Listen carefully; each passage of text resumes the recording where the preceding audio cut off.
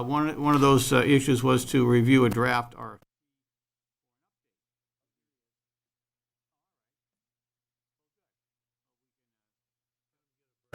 Yeah, let's let him get a breath, is right. So as I was saying, we've got the Chelmsford Water District coming in tonight for preliminary testing for some information for us for related to preliminary testing for possible municipal well on River Meadow Brook Wildlife Refuge. So if you could just kind of step forward and kind of give us a little bit of information tonight, and we can see if the commission or the public has some questions. Appreciate that.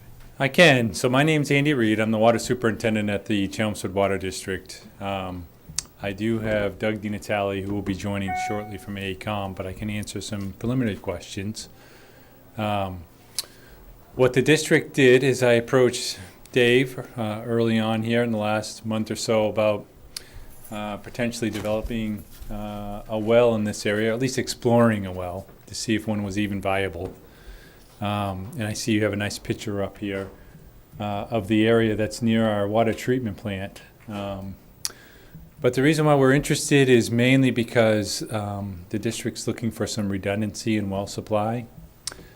This area is close to the water treatment plants.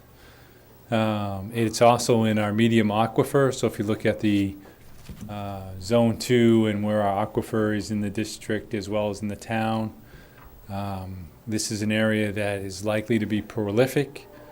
And it just gives us the redundancy in the event that one of the other wells should need to be replaced or failed. The district has 2 wells in this area now. The wells are on the order of 40 to 50 years old. You can replace them by moving them by regulation with Mass DEP. But we found that the Canal Street wells, which we have in this pressure zone, are probably in the last reading we had was in double digits for iron, so it challenges the treatment plant. Doesn't filter so well, so we're not relying on the Canal Street wells as much as we used to in the past. So this is one of the areas that is potentially viable just because it has the land area for the well protection. It's not near a lot of industrial area, and it's near the treatment plant. So that's it in a nutshell. Excuse me, this map's a little hard to read. Can you position us? Where are your pump plants now, and where is the property line between conservation and the water department? So I don't know who's dealing with the magenta. Is that you, Dave? That's kind of yes. So this orange boundary is the boundary of the conservation parcel, or the conservation commission's parcel. This one is. Let me just go back here. So this one is the water department. Yep. This little one here is also water department. Where's Orleans and where's Riverneck? So this is Orleans. Yep. Right here. This is Riverneck down here. All right, now I know where you are. yeah. So Andy, you had told me possible locations for the well. Yeah. Or was it more or less along this? Yeah, so Dave has it right. So roughly along that axis, it would be the likely locations where we'd be exploring. Where is Mass Electric or National Grid? Where's their power lines? It's right here. Let's see if I can zoom out a little bit. This is it right here. It doesn't show up here. We show up on the aerial, but they definitely would have to cross the easement to. Lots of luck. So that's one of the Can't get any issues. sound. Can't get any sound. Did I hear someone say there's no sound? Yeah, I think I heard a voice there. I did, yeah. I don't know where it's coming from. So now I know where you want to go. Yeah. All right, but why don't you continue with the overview presentation, and then we'll go to questions from the commissioners. Yeah, well, just in brevity, without getting into a lot of details, what we've been asking is if the Conservation Commission would allow us to get a drill rig out there What? to explore I'm back in. that area to see what production may be available. Okay. All right, well, let's see what questions we got from the commissioners, starting with John down here at the end. You're just talking a small exploratory rig, right? Yeah, so we'll be drawing an. Swamp pads, Well, so I'm gonna ask Doug, because Doug DiNatale's with AECom, who's our consultant. What size wells are we proposing? 2-inch. 2-inch, so small. oh, that's, yeah. No, something like that you gotta do. Yeah. I'm good with it. I mean, it's for the water department and, you know, you're gonna go in there, you're gonna hire a reputable company. We do. We have, hopefully it's gonna be Mar Services out Yeah, of Ready. Ma? Yep. Okay. Yep. I live right behind, I live on Mill Road and the water department's right behind me. I see the well stuff, the guys in there. Everything they do is sort of first class. Yeah. In my opinion. You know, you just gotta be careful what you can do. All right, John, thanks. Peter? Yeah, hi, Andy. Peter Hi. Swan. I'm a customer. Couple quick questions. Yep. Are there, and I'm sorry, I should probably know this, but can you, I assume that there's some water conservation efforts going on as well. Yeah. I mean, I understand the Yep. watering restrictions and all that, but Yep. is this sort of hand in glove with a concerted program that maybe exists or you might create for water conservation? So the district has an ongoing conservation, and to give you a feel, the state standard for, consumption is 65 gallons per day per person. Right. The district has been consistently at 55. In prior years, and if we go back in the decades, we were around 75. So we're always conserving there. Our unaccounted for water is under 10%. So that means that the amount that we pump, 90% of that is accounted for and used. The district every year tries to get a leak detection company out, and we try to survey the whole system to see if we can find any other leaks. Yeah, so that's one question, and I had two other quick ones. I think Yep. this commission's mandate is habitat and water quality, right? Yep.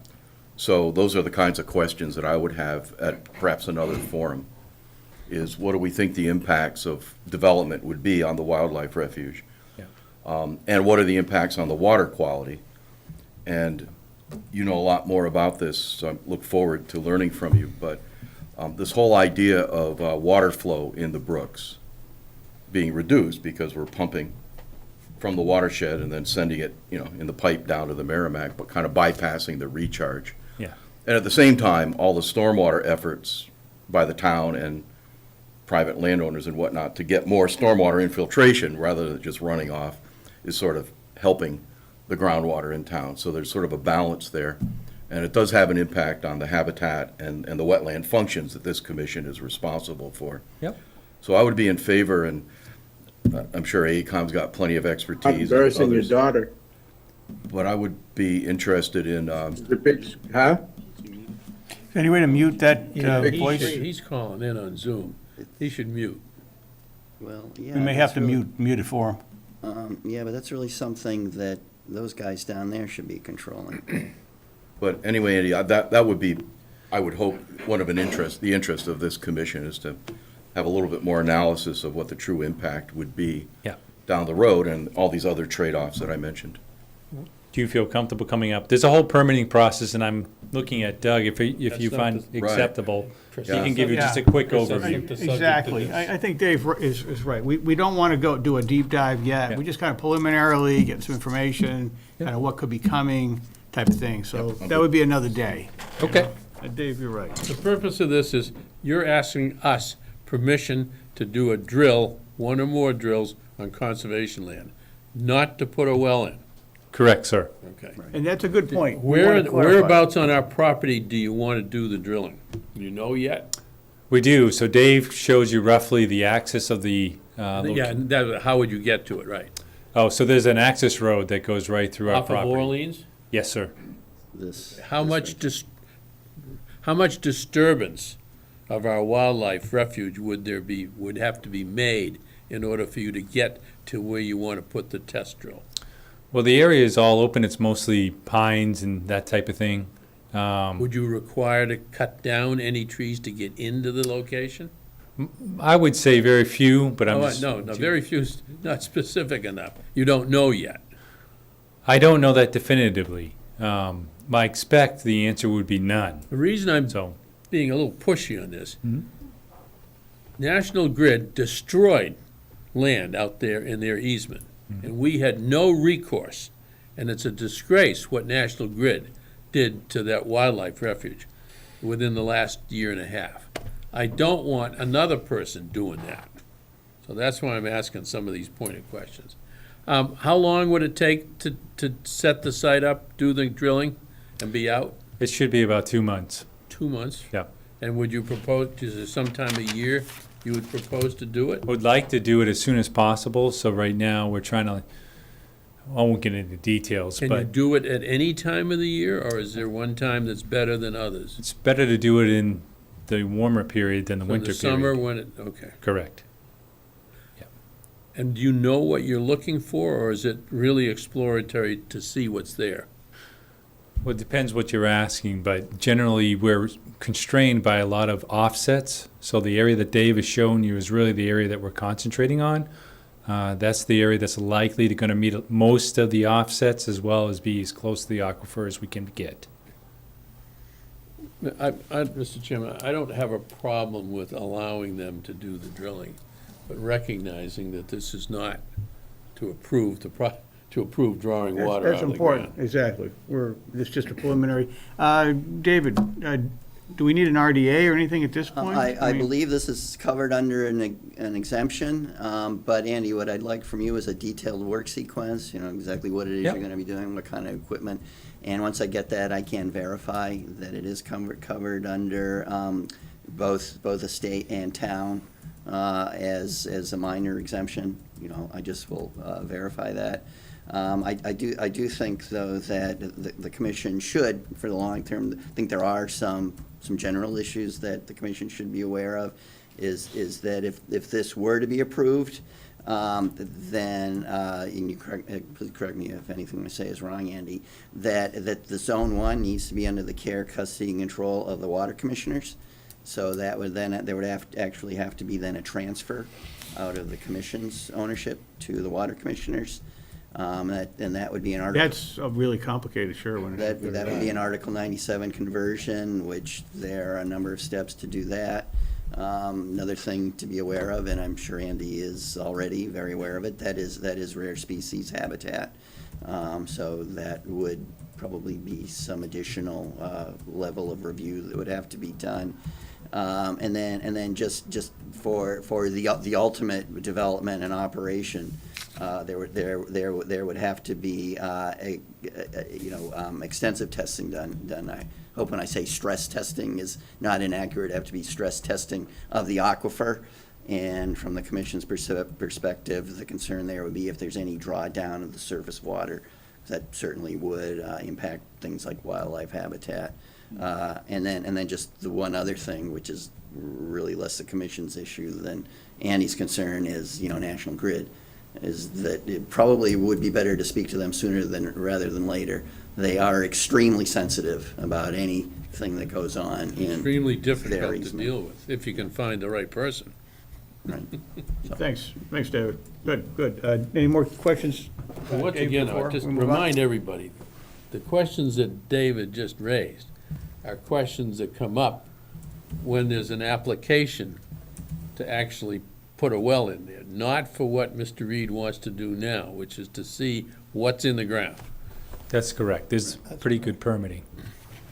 All right. Bill, moving on. I've got no questions right now. Good. Mark, anything? Andy, what is your hope to get out of there? The 250,000 a day, is that what you're hoping to get out of there? Well, if it's like our other wells, we're probably gonna get somewhere on the order of, and I'm gonna look to Doug, but my guess is between 200 to 300 gallons a minute. Go to the math, I mean. So that would be, so 700 gallons a minute would, to give you a feel, would be 1 million gallons a day, so roughly half that. Okay. Yeah. And you got the treatment plant there, so it'd be advantageous not running lines to it. Yeah, I mean, that's the advantage, yeah. Right, right. Yeah. That's all. All right, thanks, Mark. Yeah, Carl? How many times do you think you'll be probing into the ground? We are probing, I think around a dozen times, give or take a few, but depends what we find. Over some hundreds of feet? Yeah, I don't know what that distance, I see you got a number there, I don't know what you got, Dave. That's that's an assessor's map, but I can get that very easily. But it's something like a couple of hundred feet or, Yeah, it's, looking at that property, I'm looking at, I'm guessing somewhere around 500 feet, 600 feet, yeah. Yeah, that's about right. and so if this played out and this was your backup plan, do you have other backup plans in town besides this? If this didn't work out, or would the It's- other ones get pushed further back? Let me put it, it's in the works. So we don't have a formal plan yet, but this is the one that's come out that's early. Okay. So, as you know, the town is developing, there's not a lot of open areas left, so we're trying to be proactive. Okay. Yeah. Thanks. All right, good. Any follow-up questions for the commissioners at this point? No? What's The what's drilling rig is, actually, can you tell the commissioners how big the drilling rig is? I'm gonna, Doug, do you wanna come answer? Because you have a lot more experience than I do on this, so, It's not a huge drilling rig, is what you guys think. come on up. It's, Sure. Yeah, Doug Dinatale from AECom. So I would say I think it's about 8 feet wide, maybe 8 feet tall, 12 feet long. Yep.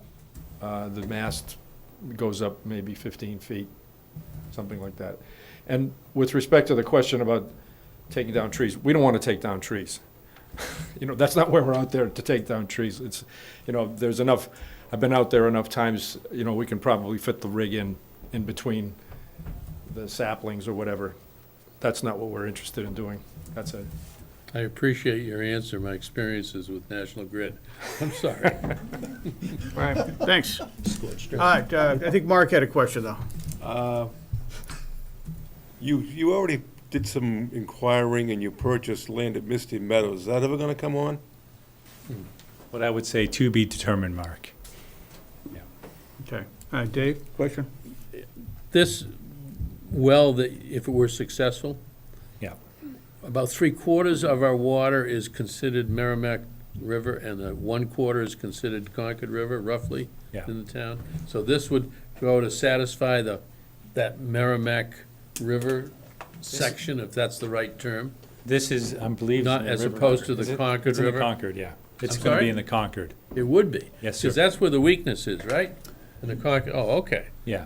So, well, I won't get into the details, but, But remember, guys, Misty Meadows, and before that, the Cranberry Bog, those really were focused on trying to address the Concord River, if I'm correct. Needs, yeah. okay. What I would say is that's a longer discussion that maybe we Yeah, should table yeah. from here.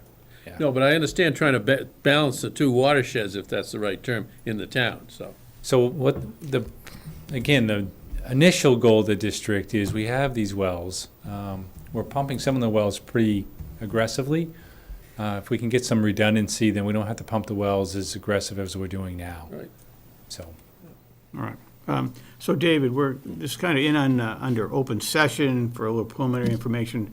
Do we need a vote tonight on this, or, you know? Well, I think that's what Give Andy's permission. looking for, but I you can think we should certainly. vote to give them permission to do it, but they're gonna have to do it under, well, you said through, on an exemption, not an RDA. Yeah, it'll have to be an exemption, and also really should double check with Natural Heritage as well.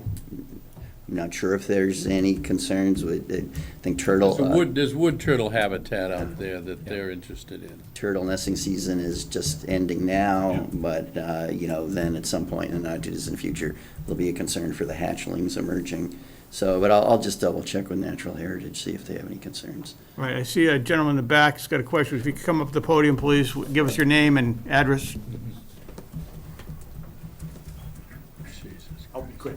Peter Severance, 48 Middlesex Street.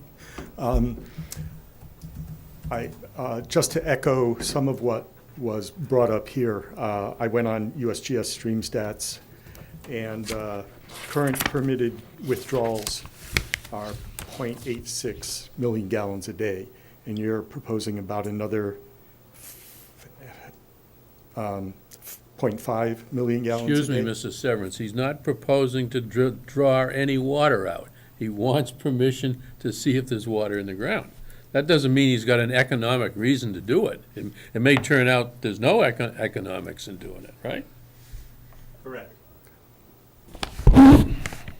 If we're about to roughly double the amount of water being taken out of a watershed that is already, only 0.1 million gallons a day are going back into it, then I have great concerns about the impact of wildlife.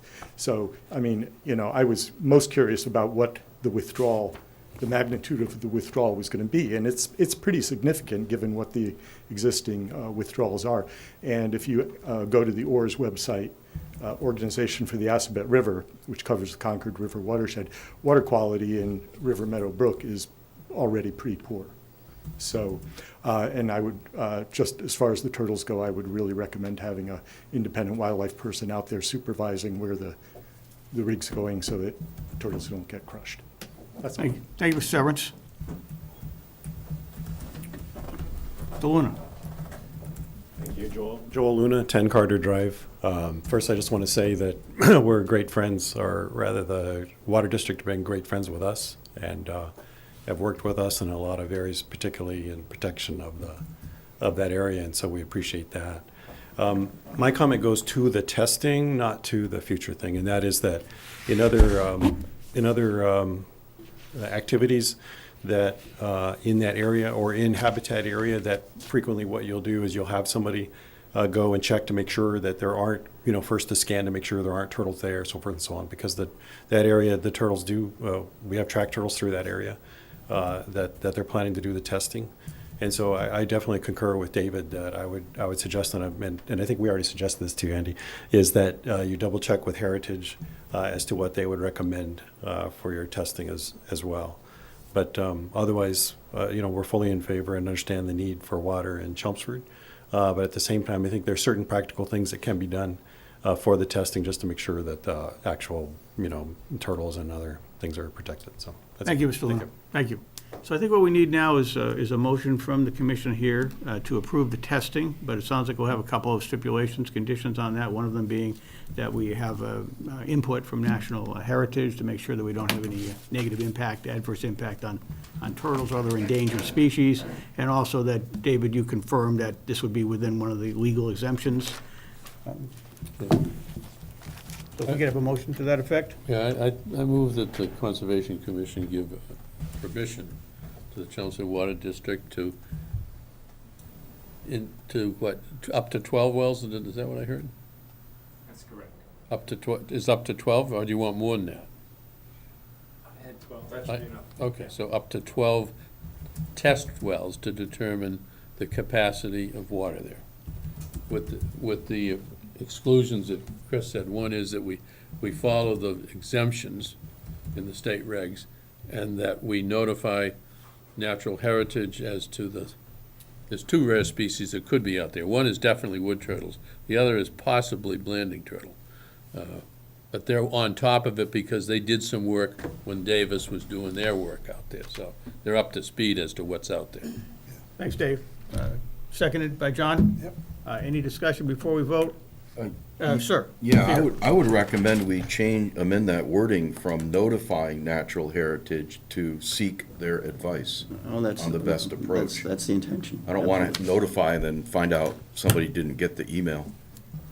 Well, that could happen anyhow. Any issue with that, Dave? No. Okay, as stated then. Thank you. All those in favor of the motion as amended? Aye. Aye. Any opposed? Unanimous. All right. Well, thank you very much, Mr. Reed, for coming in. Appreciate the input. And thank you for the water. Okay, the next up on our agenda tonight is Freeman Lake issues, and we have a draft RFP document that was intended to update the 1995 Freeman Lake Diagnostic and Management Assessment. Mr. Coons, maybe you can tell us a little bit about, well, probably pull that right up for us and just kind of give us an overview, and the audience an overview of what this RFP would? Sure, so, I know at least Peter has a copy of the 1995 diagnostic and management assessment that was done by David Warden on Freeman Lake, where there were a whole bunch of different data categories that he looked at back then. But I think a primary concern was the impact of phosphorus and nitrogen loading from upstream in the watershed. And the watershed has only become more developed since then. So I mean, certainly the consensus is that it's time to do an update to that 1995 study in preliminary to deciding on some management issues for the lake. In particular, what sort of treatment, if any, and what kind of treatment should be done for the nuisance vegetation that's growing in the lake. I know that certainly this commission remembers that last year a notice of intent was filed to treat the nuisance vegetation, the weeds, with herbicides, and commission approved it, but it was appealed, and the town ended up withdrawing that notice of intent. So I think before that's proposed again, we definitely need some better data, some better understanding of what's currently impacting weed growth in the lake, and what should be done to deal with it, to combat it. But it needs to be, the larger environmental study needs to be done first. David, who would release the RFP? What officer would it come out of?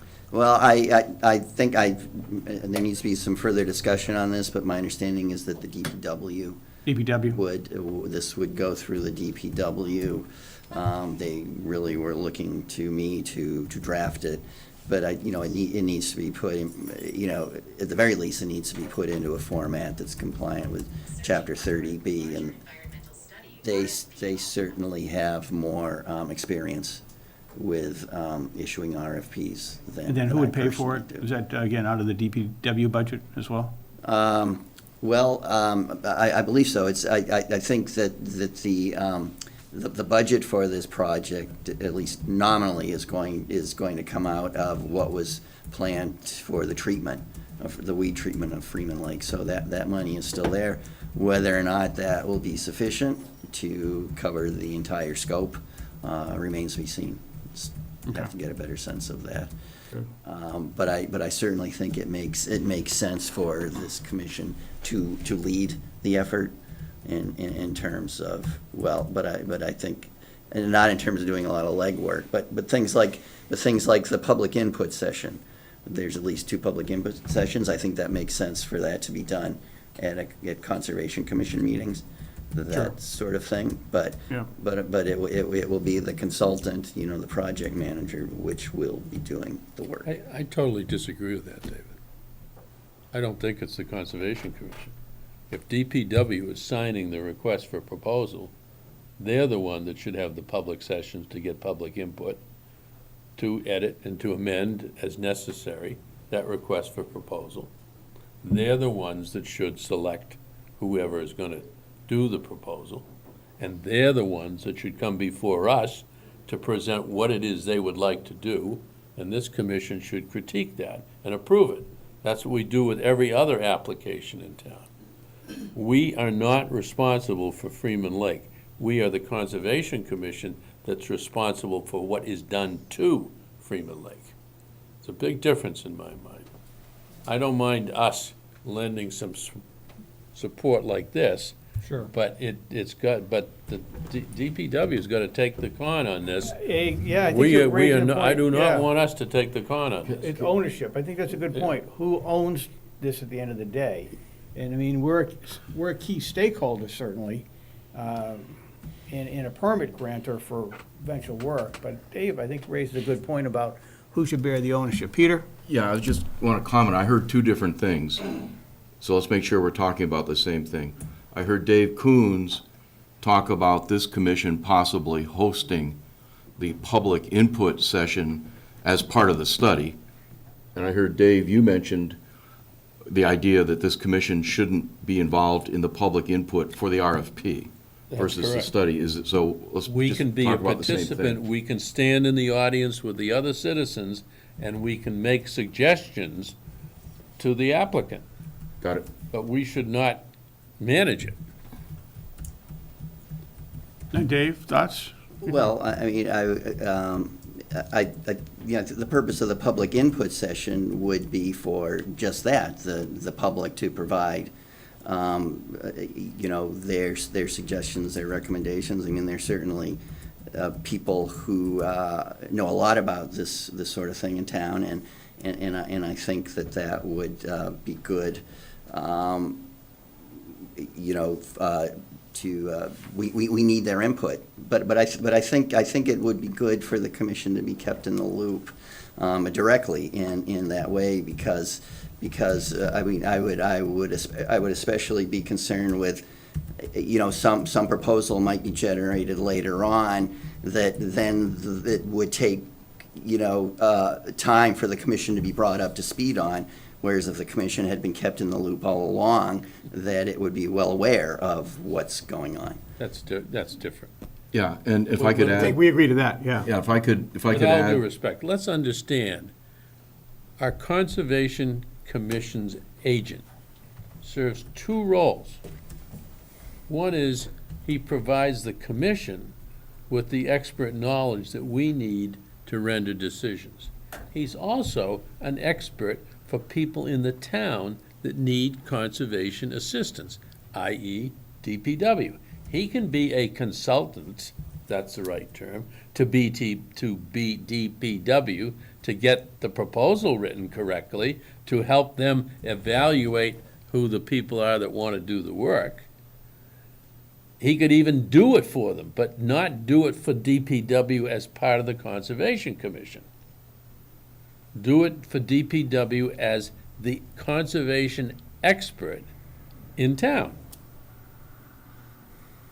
I think you make a yeah, good point, and Dave. that makes sense, and I guess I just want to add, what I'm interested in is the proposal, well, if there is one, to take action will come before this commission.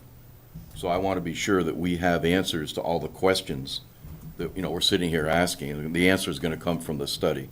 So, Dave, I understand what you're saying, both Daves, and I'll let others, you know, the group decide, but it's important to me that we have input to the study in an advisory role or adding to the scope to make sure our questions at the end of the day are answered. Well, my opinion is the best way to do that is in Conservation Commission meetings. All right, so this is one issue. Let's circle back to kind of this issue. Ms. Wanda Dunn also communicated to us a couple of other issues that were Freeman Lake issues that I just wanted to bring in front of the commission. I think we have kind of similar question of like who in the town owns those, but one of the issues was some of the traffic issues going on out there at Freeman Lake. Wanda, do you want to come up and talk about that briefly to us? Traffic, the beach situation, there's some other problems out there really that need to get addressed. Yeah, Wanda Dunn, Willis Drive. I was brought to my attention, obviously through, I'm so nervous, I'm sorry. Hey, we're a friendly group. Don't be. We're a friendly Don't be. group. I know. It was brought to my attention through Chelmsford Police that Varney Park is getting overrun by non-Chelmsford residents. And it has spilled over to my side on Willis Drive, where we're getting people looking for the beach. They think they can drive down Willis Drive and drive all the way around the lake and go to the park. And I'm always outside, and I have to tell them, no, you have to go, I have to give them directions. But a lot of times they go all the way down the end of my road, and then they come back out and they're speeding. And if anybody's been down my street, it's a small road. And we have a lot of women out there with their strollers and babies, and I just don't want to see anything happen, but they're getting disrespectful. We just had a gas motor on the boat, and they laughed at one of my neighbors when she told them it wasn't allowed, and they just kept proceeding to go down towards the dam down in that area, so I ended up calling the police. That's how I found out what was happening on his side at Varney Park. He's seeing drug deals happen, he's getting sworn at, he won't even bring his children there. His side is the police, or his side is a The resident? police, the policeman lives on that Oh, side okay. of the Same lake. person, okay. Yes, it's the same person. But he has to answer calls. He said there are people coming from Methuen, Lawrence, Fitchburg.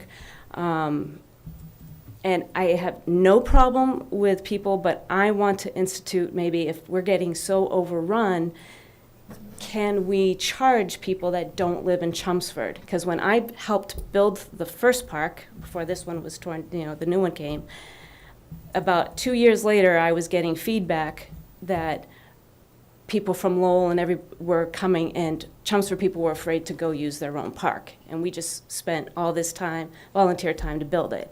Now it's getting even worse. I can hear on my side from the beach the loud boom boxes. They're bringing, they're having picnics out there. And they don't clean up.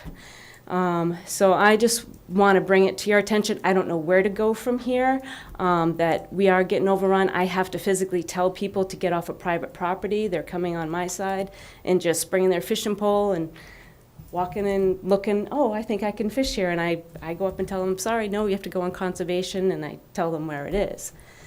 And a lot of them don't speak English, supposedly. So that's what we're dealing with, and it's just getting worse. And I've lived there 38 years. So Wanda, again, I think this is probably one where we need to, it's not Where really. do we go? Yeah, it's kind of where do we go? It's not really directly conservation, an issue per se, but I think we can maybe have our agent kind of direct this to the town manager's office to try to elevate the issues and kind of Yeah, help. which department, Yeah, who do I kind of get talk it to town managers and help direct where it is, park and recreation maybe, but, I don't know, is that something, Mr. Coons, that you can help kind of get this to the right Yes, place? certainly forward one as email to Paul.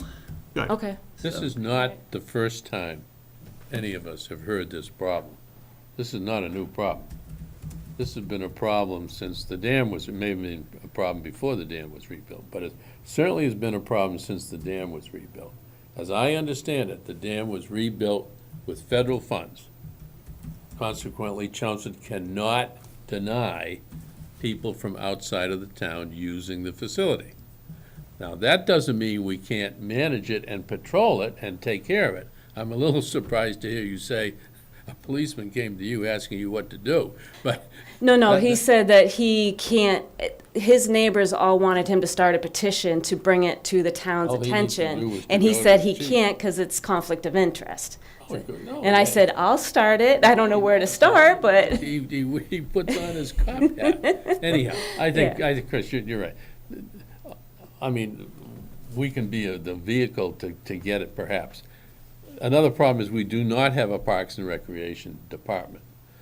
The Open Space Master Plan that was written in 2017, one of the first recommendations it made 6-7 years ago was there should be a Parks and Recreation person, focal point, whatever, we didn't care what it was. That never happened.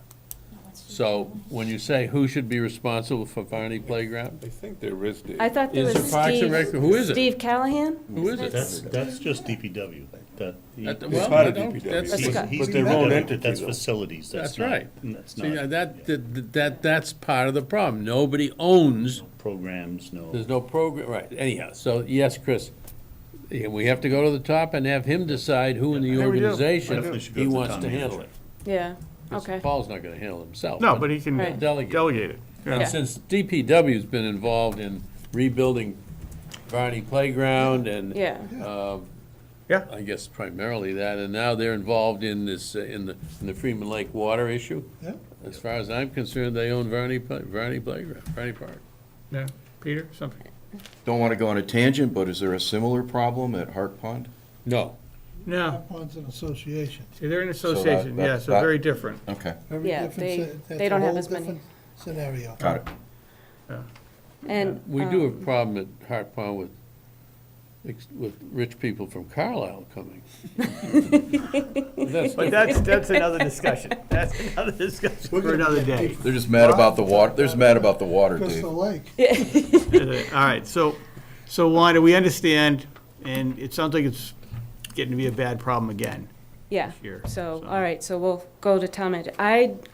Christine Clancy isn't here, I guess, tonight. No. Going through all my Freeman Lake stuff from back in the day, I have a May 1995 dam safety report. Good. So if you want to give this to her, I have another copy at home. But it does say on here, and everything that I've seen in the past, the owner of Freeman Lake is the town of Chelmsford, and the caretaker's always been the town engineer, it says right here. Good. So, Was at that, least I have was that pre or post rebuild? That was after, so this was. That was after the 95. dam broke, It was It was okay. after the dam broke, yeah, so it was when Mr. Freeman brought it back, so that's May Okay. 95. So Yeah. she can use that to help. Great. Nice one. Okay. Thank you very much. Document. Oh, she's great, got great institutional knowledge. Yeah. She always has and always will have. Yeah. Thanks, Linda. So that's kind of some Freeman Lake issues. So, I mean, does the commission want to take any action tonight on any of these issues, other than, we talked about it, or is something we want to talk about later in a future meeting? Well, I think this should be forwarded to the police department or Paul or something to get something going on down there. Yeah. We just can't turn a blind eye on that. No. No, I think what I heard No, I is, was, Wand is so, emailed. yeah, we're going to through- get through that right David up to should the go town manager. Go to the town So manager. we need some action on that. We're not going to turn a blind eye to criminal activity that's going on down there and all those problems. No, we're going to get it to the Like top. Dave said, we had a vehicle to do that. Yeah, exactly. No, we're going to get it up to the town manager's attention. So that's the issue, kind of the criminal activity and some of the problems down there. And then back to the RFP, I think we probably at this point support the RFP going out with the understanding that the ownership is with DPW and we remain a key stakeholder at this point. I think Yeah, and we I have no consensus on that. problem with Dave Kuntz providing them with Expertise. the expertise that they need and him periodically briefing us on the status. That's fine.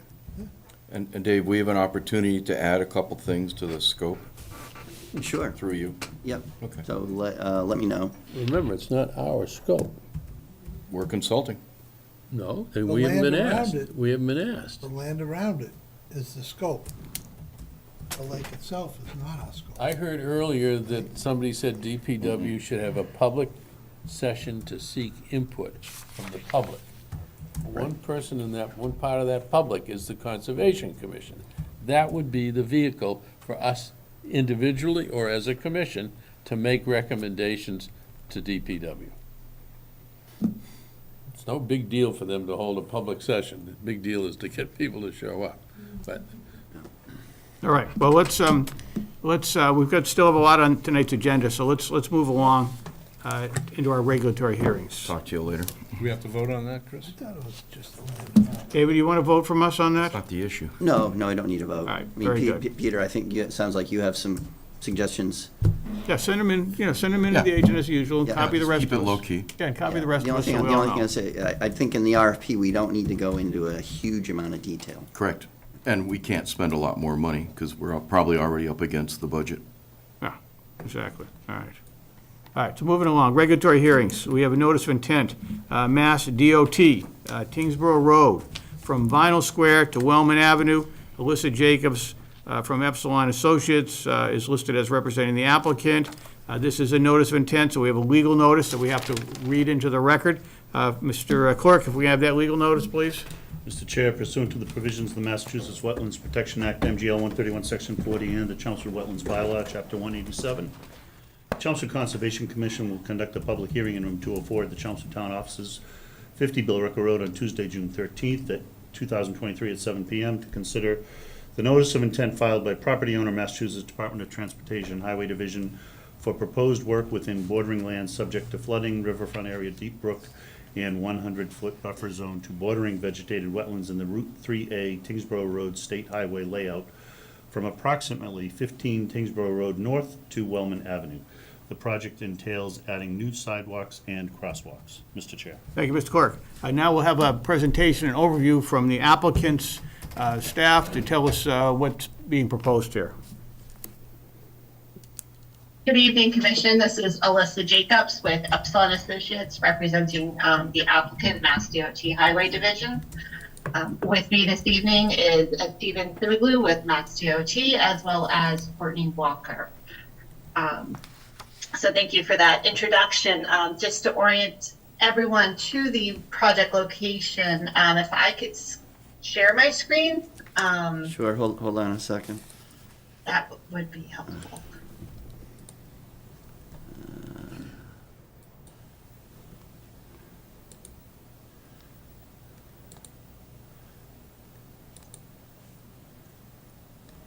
Okay, you should be all set now. Okay, yes, I am. Thank you very much.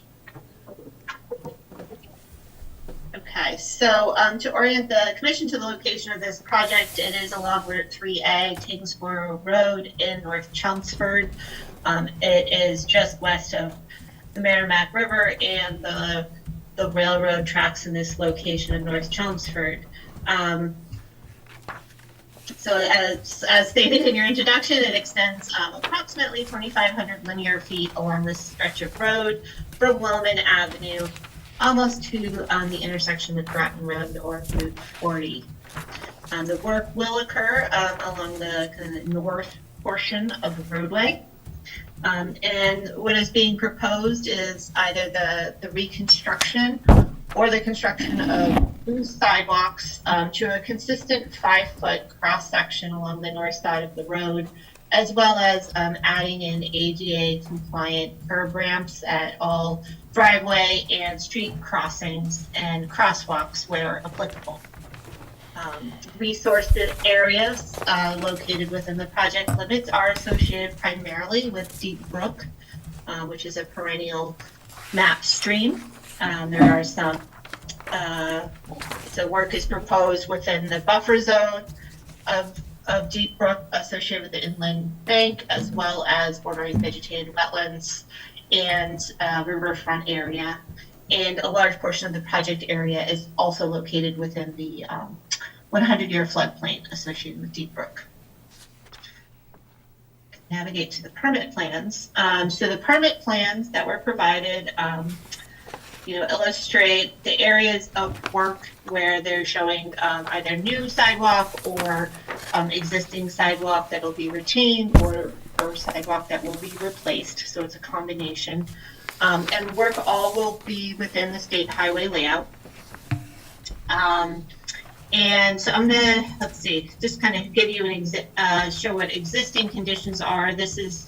We're at Wellman Ave looking south along the roadway. And as you can see in this area, there's just a roadway shoulder.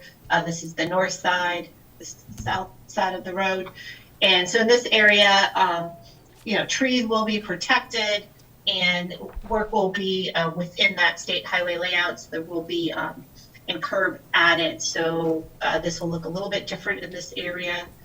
As we move south, you can see that there is some existing sidewalks, as so designated on the plans to either be replaced or retained, and curb ramps added where necessary along with crosswalks. So that's essentially the project. There is some limited addition of impervious area and the sidewalk, appropriate construction period erosion and sediment controls will be implemented, including, perimeter controls, silt socks in the catch basins where necessary. And the sidewalks will be pitched to drain towards existing roadway drainage infrastructure. So I think with that, I would note that there was a DEP file number assigned, and I did not see any comments from DEP posted as of yet. I don't know if the commission's agent has received anything. No, nothing yet.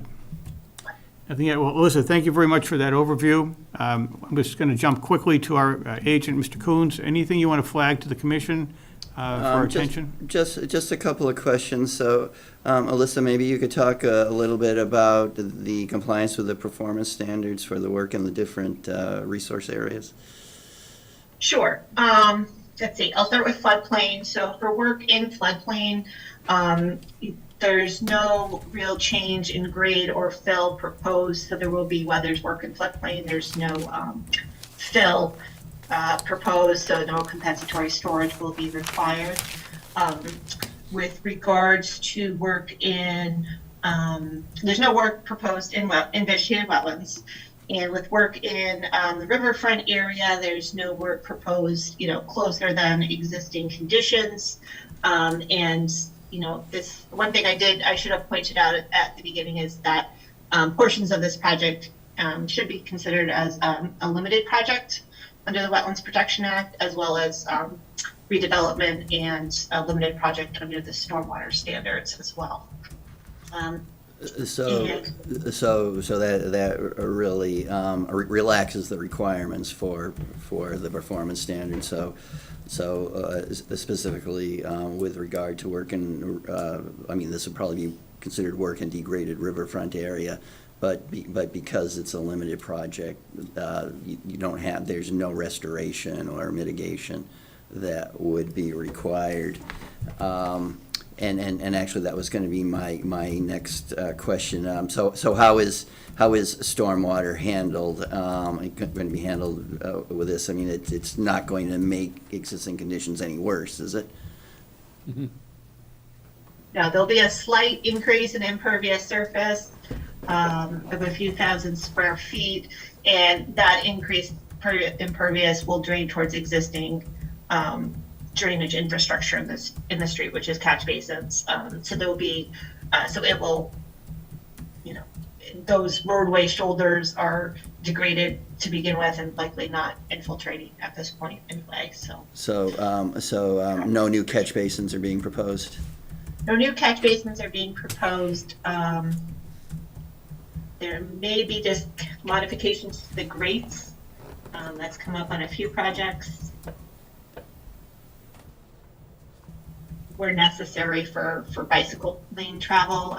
I don't see that detail in these plans, So MassDOT has responsibility for maintenance of this stretch of road, correct?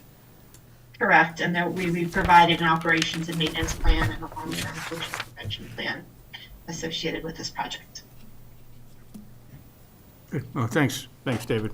Let's just see if the commission has questions. We'll start maybe this end of the table this time. Carl, anything?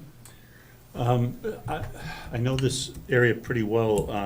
There is quite an infestation of Japanese knotweed right at the beginning of the area from Vinyl Square towards the China Mountain Restaurant. Is there any opportunity to include that in the program to clean that up?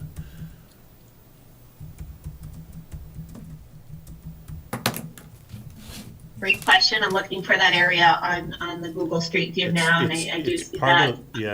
It's the road part of the town of Chelmsford's property that on Google Maps shows community gardens, and it's an agricultural area, and I've spent some time helping to clean clean that up in that area. But along the road there is. Is this the area? Yep. Yep. Okay, so that is on the far side of where How far up, Carl? Up to Butterfield? Yeah, it goes at least from China Mountain to Vinyl Square, to the Gillette building. Oh, the other way, okay. Yeah. And it's really heavy. There's nothing proposed as part of this particular project. Mass DOT can take note of that and see if there's any future opportunity for some collaborative efforts. I don't want to overcommit DOT, but it's on it appears to be on the opposite side of the roadway project. So I don't think there's, or the sidewalk project. I don't think there's a concern of spreading any seed bank or anything. I thought you said it was on the north side of Tingsboro Road. And perhaps I'm looking in the wrong. That's where you are, Carl. Yeah, it's going this way. It's on the left, right? Going out of Vinyl Square, going towards Tingsboro, it's on the right. Yes. Yes. That's where the sidewalk will be, right? Oh, okay, I see right here. Yeah, okay. So the north side, that'll be on the north side Yeah. then. Yes. Okay, so I was just a little too far up. Yeah, there it is, right there. Got it. You got it. So whatever you can do to help us would be really appreciated. Carl, That's all anything I more? got. That's all I Good, got. Mark? We haven't seen the construction details of any of this. Are you suggesting or proposing is curbing and sidewalk on the northern side of Route 3 to Route 3A to the condos? Yeah, to Wellman. Well, they have curbing now. Yeah, but it's intermittent. Yeah, right, How are yeah. you gonna, isn't stormwater gonna change? Since you have curbing all the way down now? And catch basins gonna be different locations? So I can speak to that. I'm Steve Sinoglu. I'm one of the project managers with MassDOT for this work, and there is existing either vertical granite curb, HMA berm, or concrete curb through the limits of this work. Closer to Wellman Ave, where Alyssa pointed out where the tree protection will be, there is country drainage there, and there is no edge treatment. That is one location where we are proposing curb where there isn't today. However, there is an existing catch basin there. We expect it will assist in collection. And for that reason, we're not proposing any additional structures or catch basins to tap into the existing closed drainage system. Could you talk a little louder? We're having a little trouble hearing you here in the room. Oh, I'm sorry.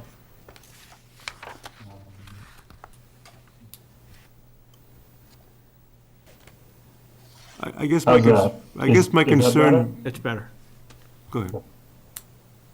Even this is the section of plan that you were just referring to where these are the 3 existing trees that will have tree protection right here. Yes, so in that area, there is no edge treatment today, and we are proposing vertical granite curb through that section, but there is an existing catch basin structure we anticipate will collect any runoff from the sidewalk and again the new edge treatment through there. So you aren't making any improvements on this southern side of it? Stormwater is just gonna sheet into the wetlands? Correct. The way it does now. Right. Yeah. It does now. Deep Brook, yeah. Hey, I have nothing to refer to. I'm all done. Right. Bill? Are you proposing any work on the culvert where Deep Brook goes under 3A? We've always had problems with flooding in that area. Do you have to do anything, work to the culvert that's existing, or expand it, or any type of work there? Not as a part of this project, no. It floods out Butterfield. Right. Yeah, because this Butterfield Street right there, when it rains heavy, that always seems to be a problem. And if you're going to put your sidewalk on that side, it just seems like you need to address those issues with the culvert and that flooding. We've always had a problem down there with that. And I don't want to make it worse by putting, more curbing, more sidewalk in there. Yeah, it's a good point, and through the apron of Butterfield Street, and Alyssa, I don't know if you want to pull up the plans, but through that apron, we are proposing a mill and hot mix asphalt apron. In the idea there is to, although it's not full depth reconstruction, the idea is that we'll be able to adjust the pitch such that stormwater will flow to the existing gutter line. So we are proposing, as through the remainder of the corridor, vertical granite curb and pedestrian curb ramps through here. But yes, that was noted was sort of the localized flooding at this location, and for that reason, we're proposing a bit of a more enhanced treatment through the key of Butterfield Street. So, that's the hope that we'll be able to again modify the existing conditions such that we're able to pitch stormwater towards the gutter line into a collection structure. Yeah, I think that's very important right there. You said you're gonna put some crosswalks in. Where are those gonna go? So those are just going to be along the side streets. So we're not proposing any new crossings across 3A. It's just enhanced crosswalk treatments across the side streets. Oh, just across the side streets? Correct. Okay. I guess that's it for now, Chris. All right, thanks, Bill. Dave? Over the last 35 years or so, there have been a handful of serious flood events up there around the area that Billy Vines was talking about.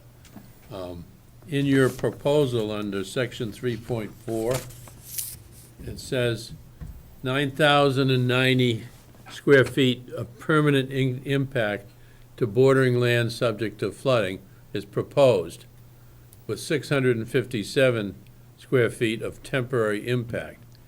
I guess I don't understand what that means, because 9,000 square feet of permanent impact means if there's a flood event, it's going to be worse.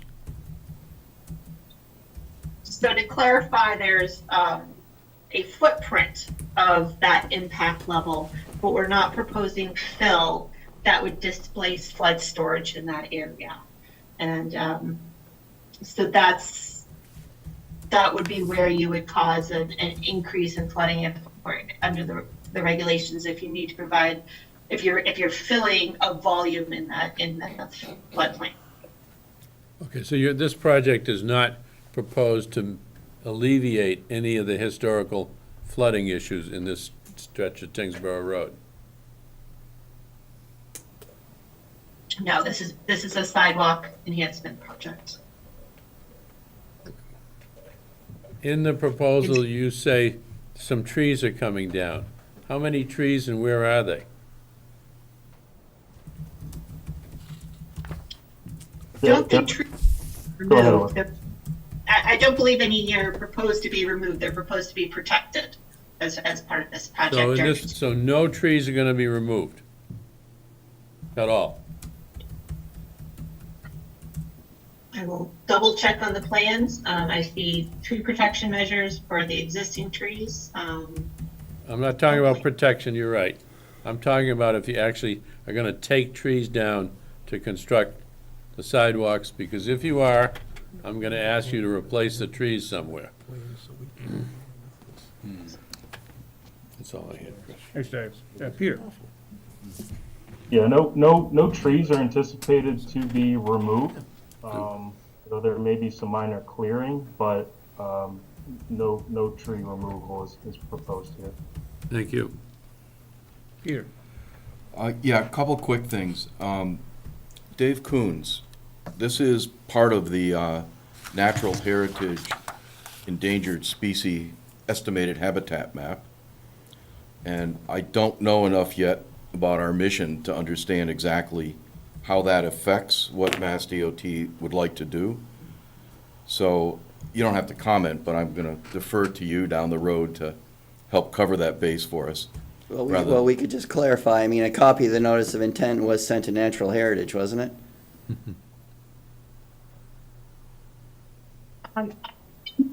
Our figures, and I'll verify with mapping, is that this is not within mapped habitat. Right, that's what they say. Okay. Peter? Yeah, that was not my understanding, but let's move on. Second of three things I wanted to comment. Back to, was it Bill or Mark talking about the possible increase of stormwater? It occurred to me that our town has been developing a stronger stormwater plan, and our town is cleaning catch basins. Mass DOT takes care of the state roads. Can we have our DPW stormwater experts take a look at the catch basin and the piping O&M program? There's a fairly detailed kind of a default Mass DOT plan that applies. It must apply to all the Mass DOT roads in town. I just don't know that. But it occurred to me it might make sense to have our DPW engineering team take a quick look at the O&M plan for the stormwater system, just to see if it's more or less consistent with their experience in keeping our town catch basins clean. So I wanted to suggest that. And And then finally, back to the trees and Dave's comment. I'm not sure where to go with this, but there's a lot of trees showing up in Google Maps that I didn't see on the map, and I'm not sure if they're really in the project limits or not. Alyssa, maybe you have some clarification, but I was going to recommend, and this is a broader question, but our tree experts in town tell us that the armoring of a tree trunk with, the 2x4s or whatever, doesn't really protect the tree. You really need to protect the roots. And that's pretty hard to do on a sidewalk project. But Alyssa, my question now, or for the next conversation, if there is one, is what can we do to try to minimize impact to those trees? Because there's a lot of activity going on in Vinyl Square and that whole area, and it's a nice part of town, it's becoming nicer, and those trees are pretty important to the Conservation Commission. So I'd be interested in some action to have further understanding of how Mass DOT can protect those trees rather than simply putting 2x4s around them. I know the plans say you'll avoid, putting heavy equipment on top of them, but on some sites, they've actually been roped off and then been very, very careful about digging around the roots. And again, apologies, I haven't looked at it closely. Maybe there's no way to avoid damaging the trees and getting the sidewalk in. But our tree guys say it's really easy to lose all those trees if you don't do some additional protection. So that's all I had, Chris. Thanks, Peter. John? Well, Billy asked a question I was gonna ask about the culvert, okay? I would have thought that was gonna get enlarged or whatever and work done on either side. Is this gonna be a continuation project, or is this gonna stop? You mean, are they gonna go further? Further north. Further to Tingsboro? Further north, Another phase. another phase. Alyssa, can you answer that question? I would have to defer to Mass DOT on their future plans for this roadway. Even do you know? I can speak. Oh, go ahead, Courtney. I was just going to say, defer to you as well, in terms of future plans. Yeah, I'll say that at this time, there are no plans to extend the sidewalk further north. There's no phase 2 as a part of this project. And I would like to speak to just the root protection when appropriate, just in response to the last comment. Well, this whole area has flooded in my lifetime a lot. And the people on Butterfield Street have been flooded and everything else. I don't know if there's any way to alleviate that. Probably not, but all them fields on Watton Lane, they all flood too. But I guess it's a lot of storm water going down there. Well, it's when the Merrimack floods. It's going into the Merrimack eventually, I Yeah. know that. Right. All right. You had a question, feedback?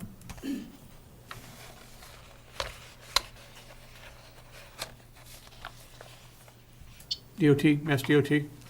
Yes, sorry, I didn't quite hear.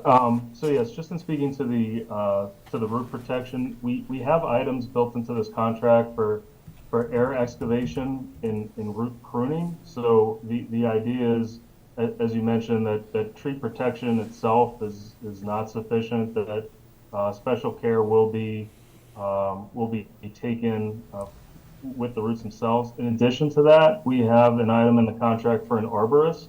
So it's the intent of DOT to have, an arborist consulted during construction, pre-construction, such that, any decisions that are made for, root-related or tree-related, that resource is available to offer their expertise. Yeah, that sounds great. Is there any chance you could, if you haven't, share those specs with us? The additional procedures you mentioned that are in the spec? Sure. That would be helpful to us. Thank you. Yeah, if you could get that over to our agent, that would be great. I got one other. John? Yeah, sure. Is this a full grind and pave afterwards? No, there's no milling and overlay, as a part of this project, through the limits. It's, So excavation's gonna be minimal? No grinding and nothing? Of the roadway surface? Of the roadway surface, correct? Correct. Okay. Okay, all right. Well, this is a public hearing, so this is now an opportunity for anybody from the public, any concerned citizens, abutters that would like to speak and make any comments or ask any questions. Just come up to the podium, give us your name and address for the record. All right? Well, yeah, sure. Joe Tierney, 3 Grant Street. I'm the current chair of the Vinyl Square Strategic Action Plan Committee, and I just want to thank everybody here on this commission, in Mass DOT, Representative Elliott, and anybody else on the, I want to talk to Wanda afterwards as well. So in our purview is anything from, and you already talked about a Freeman Lake, and obviously this is one of the first things that we're looking forward to seeing with the project, and then in the future, we'll be working with Mass DOT to improve Vinyl Square. So I really want to thank everybody here, and we have a lot of work to do, and I'll just say it, improve communication so we can be better in sync, because it's going to be a big project, but this is one of the first things, and I really appreciate us being here. But Rodney even asked me a question about timing, and what kind of timing are we looking at for the project? Obviously, this is the first step, but do we have any idea when this could be implemented down the road? Let's hear from from Mass DOT then, as far as project timing. Sure, I can speak to that. So this location is a part of a contract where it's a district-wide contract. So there are other locations in addition to this work that the contractor is responsible for building through this in the next construction season. So in saying that, the timing is a bit fluid in that it's dependent on the completion of other locations that the contractor is currently working on. That being said, we're targeting later this year, so later summer 2023 or a fall 2023 start. That being said, it's possible this work may not start till spring 2024. So again, we've completed design at this point. We're working through the permitting process and wrapping up any additional loose ends. Once all of that's complete, this will be forwarded for scheduling with the contractor. So as those timelines become more definitive, we'll certainly advertise that with the town and make sure they're aware of when this work will be taking place. So I guess what I'm hearing is it could start as soon as later this summer, maybe the fall could start. How long would it take to complete? What type of, how many weeks would a project of this scale and scope take, do you think? It's a good question, and I don't know the answer to that. I have an estimate, but I don't want to misspeak. It's something I can provide as a follow-up. Yeah, I think we'd certainly be interested in getting a little more information about that. That would be good. And then, Joe, as far as the permitting process here in front of the Conservation Commission, generally what we do is we open the session up for our hearing today, presentation, questions. Sometimes the commission will close the hearing on opening night if we have all the information we need and even take a vote tonight. If there's still some kind of lingering questions or information the commission still needs to have, what we usually do is we'll continue this on to our next scheduled meeting and then get that follow-up information and then close the hearing then and then take a vote that night. So just depending if there's still a few items open, we might be continued to our next meeting. But generally it's not a long process here for the commission. I appreciate that, and again, I really appreciate the thorough questions because you helped us make sure things get done properly at the playground as well. So learned a lot here tonight. I appreciate the agenda being so full and with stuff that we want to see get completed up there. Appreciate it. Well, and we appreciate your interest in Representative Elliott. Thank you for being here tonight.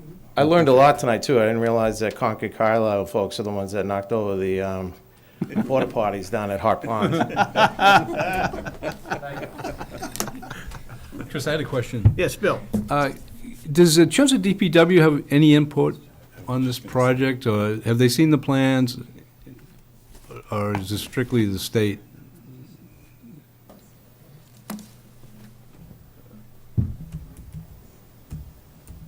Did he hear me?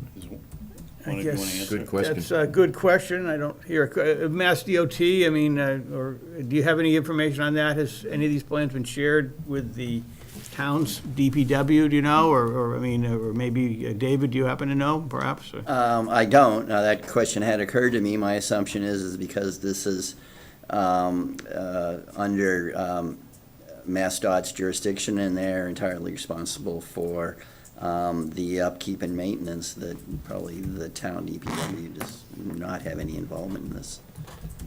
Yeah, to my knowledge, we have not shared any plans with anyone else, and this is a MassDOT project. Right. so. The only reason I'm asking is strictly because of the flooding that's down there. It affects the side roads that aren't state property.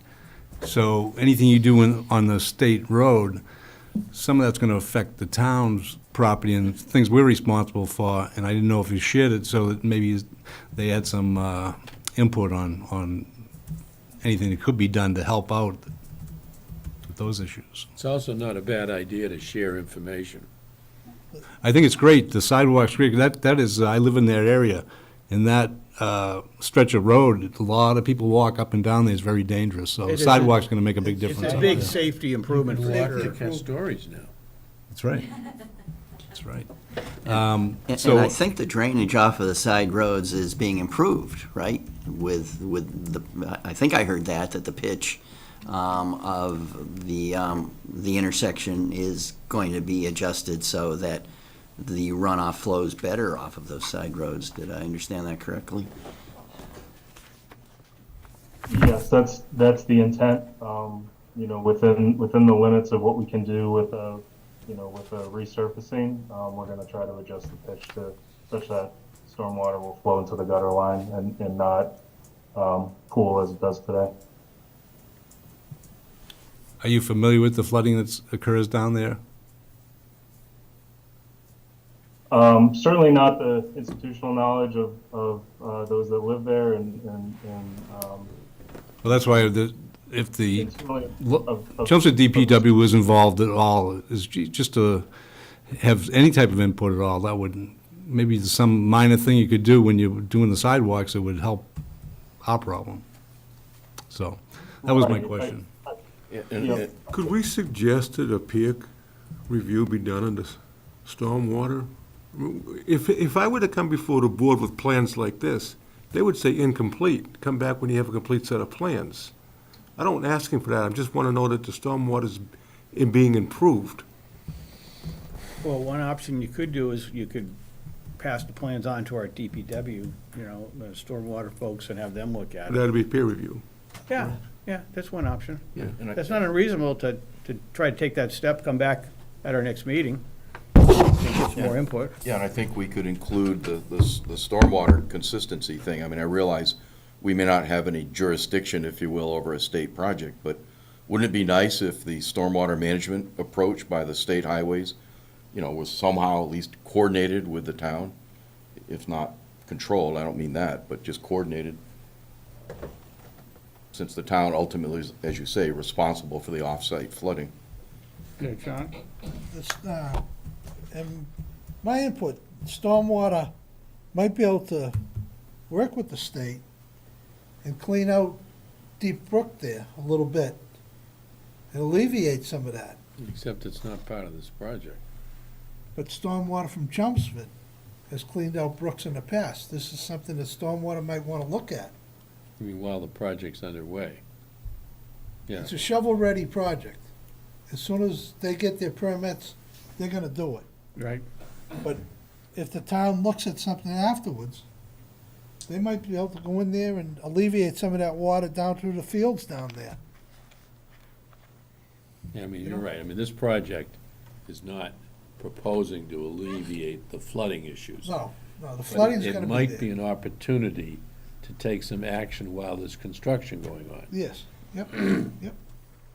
So, I would point out that, it does look like your town does have, a stormwater management master plan that does identify, and assess culverts, including those associated with Deep Brook.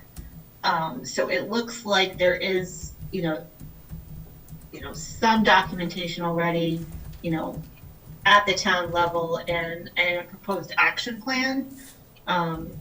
Just in a quick cursory review, as stated, this is a sidewalk project. They're not touching the roadway cross sections. So I think that there's opportunity for further discussion on this, but taken away from this particular sidewalk project. Yeah, I'd like to just make an observation. I think we all agree. I mean, this is an improvement to our town, so thank you, everybody.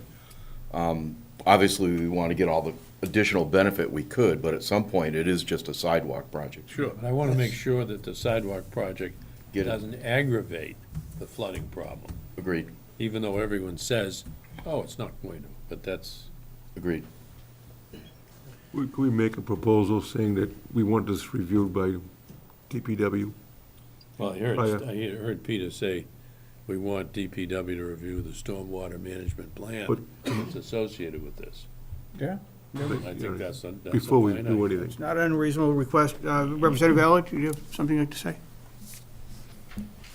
No, thank you, Mr. Chairman and members of the board. I just wanted to come up and introduce myself. I'm newly elected. I represent North Chelmsford to the Westlands, as well as parts of Lowell. So nice to meet everybody. I've heard about this project, and I just want to thank Select Board Member Crockett Timmons for keeping me involved, and anything that I can do, my office can do, including, keeping in touch with Mass DOT in this project. Please reach out to me or my staff, and we're more than willing to, send. I'm glad Joe asked that question. I wanted to know when the project is slated to begin and how long it'll take to ensure that it gets done. So, I'll be working with the Select Board and the Town Manager to advocate for that earlier time frame based upon the permitting and approvals.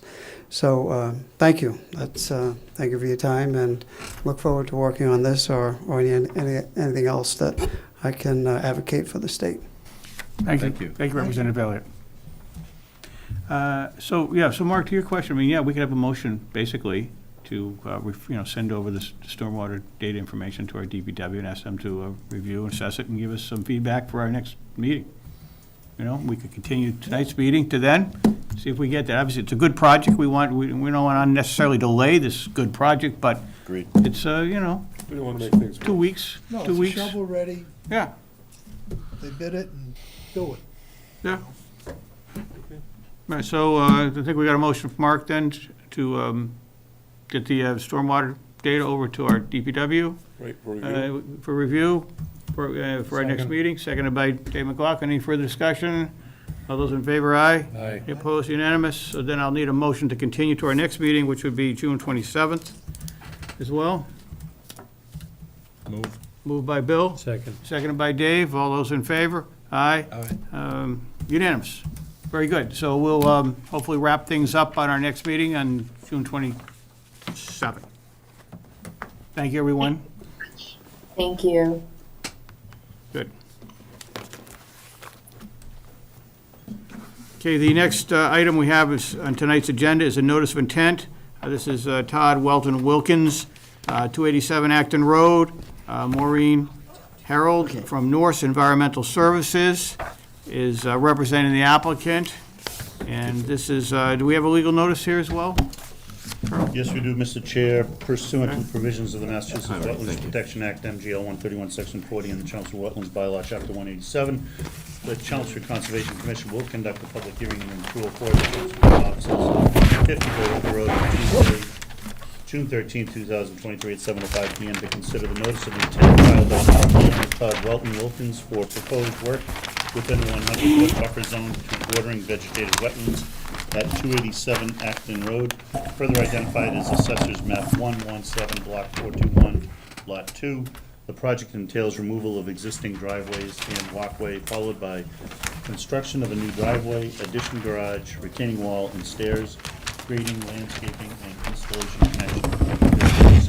Thank you, Mr. Clerk. Thank you very much, and over to you, Maureen. Thank you. Maureen Harold, Norris Environmental. Here with me tonight is the homeowner as well, Todd Wilton Weekends. We filed a notice of intent with the commission to construct a single-family addition, new driveway, landscape retaining wall, proposed deck. We revised the plan since the original submittal to include some driveway infiltration, an infiltration trench, as well as a roof recharge area. So on your plan, the green colored line is a bank of an intermittent stream channel. We show the erosion controls in an orange color. Those are the wattles. We have the 25-foot no disturbance zone in a yellow, 30-foot no impervious in purple, 50-foot no build in, I guess, a peach color, and the 100-foot buffer in a yellow color. This house was constructed in 1953, so it predates the bylaws. We are requesting a waiver from the 25-foot no disturb. The addition itself is proposed 24 feet away, but that is further away than the existing driveway itself. You can see the edge of the existing pavement. That will be removed. And we're also requesting a waiver from the 30-foot no impervious. And I can open it up with the commission with any questions. All right, let's see if we have any commissions. We'll start down here on the left side with John. John, anything? Not yet? No, I know that this area, Bobby Cactus lives out there. Was this house just sold? Yes, not too long ago, and it's right across from the horses. Yeah. Yeah. We thought this was a good proposal last time. Right? I think we did, yeah. And this is better. I like this proposal, to be perfectly candid, to be honest, without stealing everybody's opportunity for questions and comments, but yeah. I noticed the house for sale and everything else, Yeah. and, proposed straw wattles. Yeah? I don't think it looks that bad. No? No. Good, all right. Peter, anything? Yeah, I had one kind of an observation or question. Maureen, I noticed you identified some good plants, trees, shrubs. Mm-hmm. And I think the good project would be even better if those native trees and shrubs were preserved over the future. I don't think you need to take any of them down, at least the ones I noted, to build the addition, but as you go forward and all our yards change, those things have a lot of value, as you know. That would be I don't know, David, I don't think that would be a condition per se, but just want to make that observation. Sure, I don't think the homeowner has any intent on cutting any vegetation of that matter. Essentially, just removing that impervious driveway, restoring it to lawn, and as you mentioned, there's no trees or shrubs need to be removed for the addition, so that's good news. One thing I did notice, though, and Todd, you probably noticed it, is that getting out of that driveway on that busy road, that, the sight lines aren't that good. So at some point, he may ask that some vegetation be removed to improve the sight line. Yes, there's a tree that's actually impeding over the power line, so at some point, potentially requesting that. Okay. But no other vegetation within that area. Yep. Hazard tree. Yeah, sure. And that's, hazard tree, go to our agent for, action. Right. Dave McLaughlin, No anything? question. Good. Bill? I'm fine. Good. Mark? No, just pin the foundation, the footings, that's what I'd be looking for. And maybe run that straw wattle up a little bit so it, Up to the tree. yeah. Okay. Okay. Other than that, I see nothing. Good. Carl, anything? Good. Anything more, David? No, I think it looks good. Todd, you're your own general contractor, right? That's correct. So I'll be working closely with you during this, so I think it's a pretty standard order of conditions. Standard order, standard order.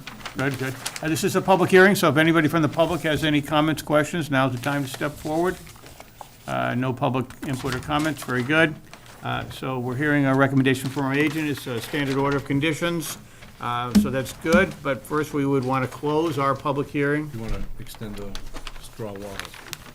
Yeah, with the condition that we extend the straw wattles. Yeah. That's to the 42-inch oak shown on the plan. Okay. Yeah. Okay, so I get. Motion to close the hearing. Motion by Carl to close the hearing. Second. Seconded by Peter. All those in favor? Aye. Any opposed? Unanimous. All right, so the hearing's closed. Now we're ready for action on the order of conditions and standard order of conditions with, what was that special condition again? Bill?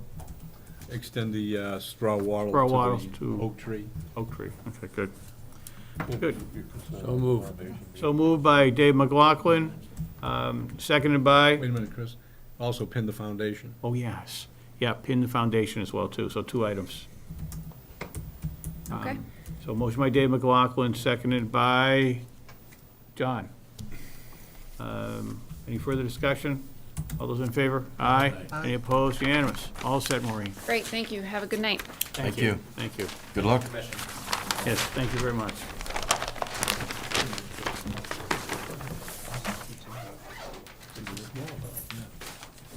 All right, so that's the two new regulatory hearing filings. Now we move on to our notice of intent, the after-the-fact filing, which had been continued from a previous meeting of ours on May 23rd. That's Keith Silva, 120 Gorham Street. Susan MacArthur from MacArthur Environmental Consulting has been representing the applicant. I knew I saw Susan MacArthur out there earlier this evening, out on the Zoom link. Yes, Susan, are you still there? I am here. Very good, very good. So maybe you could give us an update. I know Mr. Coons will have an update for us as well, too. Susan, you want to go first, then? Yes. Oh, go ahead. It's fine.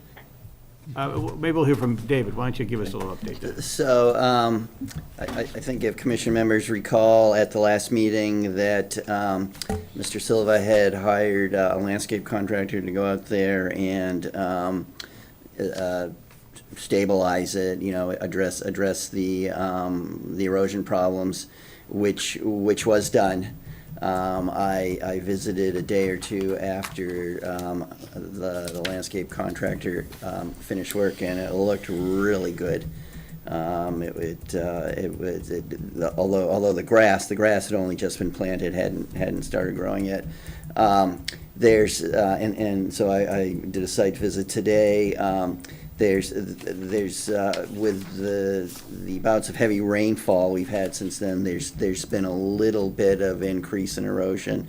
Actually wasn't as bad as I thought it might have been. The grass in most locations is certainly growing back quite well. I think Mr. Silva plans to do another round of seeding. Just want to make sure that it's done at the right time, so that it doesn't die in the hot sun. But he's also said that he's going to address the other areas of small areas of erosion that have reopened up. I did advise him to put in some hay bales, some additional hay bales, which he said he was going to do. So I'll plan on checking it in another 2 weeks or so. As I did indicate to Mr. Silva, I would recommend that the hearing be kept open for one more time. One more time. At least to make sure that progress is continuing to be made. But it really is much better than it was at the last. Good. Well, I'm glad Marty's did a good job out there. Yeah. Heard good things about them. Yeah. So Susan, anything more you want to add on that update? I mean, it's a positive update. Sounds like we're almost there. you know, we just need to, you know, we're almost there. Probably one more continuous. Almost there. Yeah, almost there. Thank you, David. No, I don't have anything to add. Okay, very good. Anybody else, anything? I mean, it sounds like we're making progress, we're almost there. Let's continue it to our next meeting. We need a motion to continue to, Continue this hearing until June 27th? motion by Dave McLaughlin, John again on the second. Any discussion? None. All those in favor? Aye. Any opposed? Unanimous. We're all set. Susan, can you stick around for the update on Littleton Road, any chance? Yes, I will. Okay, that's. Maybe that's we can coming. just jump, maybe we can jump to that then. Okay. What was, what number was that? Was that zero? That's under agent's report. Just go right there. So, Yeah, go ahead, Dave. so I did give Mr. St. John the updated enforcement order that just required that the storage container be removed outside of 25-foot no disturb, and he has told me that he has done that. Are you aware of any other progress on that particular violation, Susan? Any progress on getting the wetland plan from the surveyor that you know of? I called him yesterday. Yeah, I called him yesterday, and I haven't gone up there. He did tell me the trailer has been moved out of the 25-foot buffer zone, and I asked him about the surveyor. He said he has been retained. He's been out there once. I asked him to call him and find out when that plan will be available, so that way I can finish my RDA application and also work on the restoration plan. So it's kind of dependent on that. Okay. And he said he'd call, but I haven't heard yet. Okay, well, No, anything we're you could do to push that would be greatly appreciated. Okay. What is the date, again, that the commission is expecting that application? 'Cause Well, I think maybe that can be the impetus. Yeah, I think that was June 15th. So that date will probably slip, but if you can just do the best you can, working with your client, that would be great. Oh, June 15th for the application to be in? I believe so. Yeah, that's my recollection as well, too. So today's what, the 13th? Oh, okay, that's tomorrow. Yeah. Yeah, Thursday. I don't think that's gonna happen. Yeah, that's Thursday, I guess, yeah. Oh, yeah, Thursday, right. Okay, well, I'll call him tomorrow to see where we're at. Yeah, that'd be great. If you just keep following up, keep it David here, Coons, informed what's happening. you know. We'll keep things moving forward here. Okay, Thank you, Susan. Thanks, Susan. Appreciate your help. okay, you're welcome. Thank you. Okay. You want to finish all those updates while we're on it? We might as well do the updates, yeah. David Coons, why don't you just take us through the updates here? Sure. So the next one, a little ways down the road, 221 Littleton Road, where the oil trucks are being stored, or at least they're there when they're not out on the road. I had my last conversation with the owner's attorney was just prior to the commission's last meeting. She had indicated she wouldn't be able to make that meeting. She said that she would be able to make this meeting. When I called her back a few days ago, got her voicemail, have not heard back from her, so she's gone radio silent on this matter. Haven't heard from the engineer either. So my recommendation to the commission is that we turn this over to town council to get in contact with her. And my further recommendation of the commission is to request that an RDA be filed. In other words, ask town council to request of the attorney that an RDA be filed for storage of the trucks. Okay, well, that's a good recommendation, and, you know, we've been really patient. Yeah. And I'm really disappointed that the attorney didn't get back to you. Yeah, as I promised. don't understand the lack of response either. Sure you do. What's that? Sure you do. He doesn't want it. We do not. So I think that's a very reasonable I recommendation. make a motion that we make a request of the town council Yeah. to ask for an RDA from the owner, the attorney representing the property at 221 Littleton Road. Very good. Good motion. All right, motion. Carl, do we have a second on that motion? Second. Mark on the second. Any further discussion? Yeah, you want to put a date on that request, a due date? Well, we're reaching out to our town, well, so we're gonna reach out to town council, ask town council to contact their attorney. With a And date? so we would want the RDA coming back to us. We have our next meetings, we've got the 27th, it's coming up in 2 weeks. That might be a little aggressive, because we're dealing with two attorneys going back and forth to each other, to be honest, so. First one in July. I would say July 11, the first meeting in July. We want that RDA filed before then. You know, I think that's a good point, more specific the better. Are we gonna meet in July? Oh, I don't know, how's it shaping up for July? Maybe we won't, I don't know. Well, I think the filings are gonna continue coming in. I mean, some of the past administrations, we had like July and August off. I mean, you know, this is the hardest working commission I've seen in a long We time. used to meet once a month. Once a month in the summer months, yeah. Yeah, let's do that, once in July and once in August, see what happens.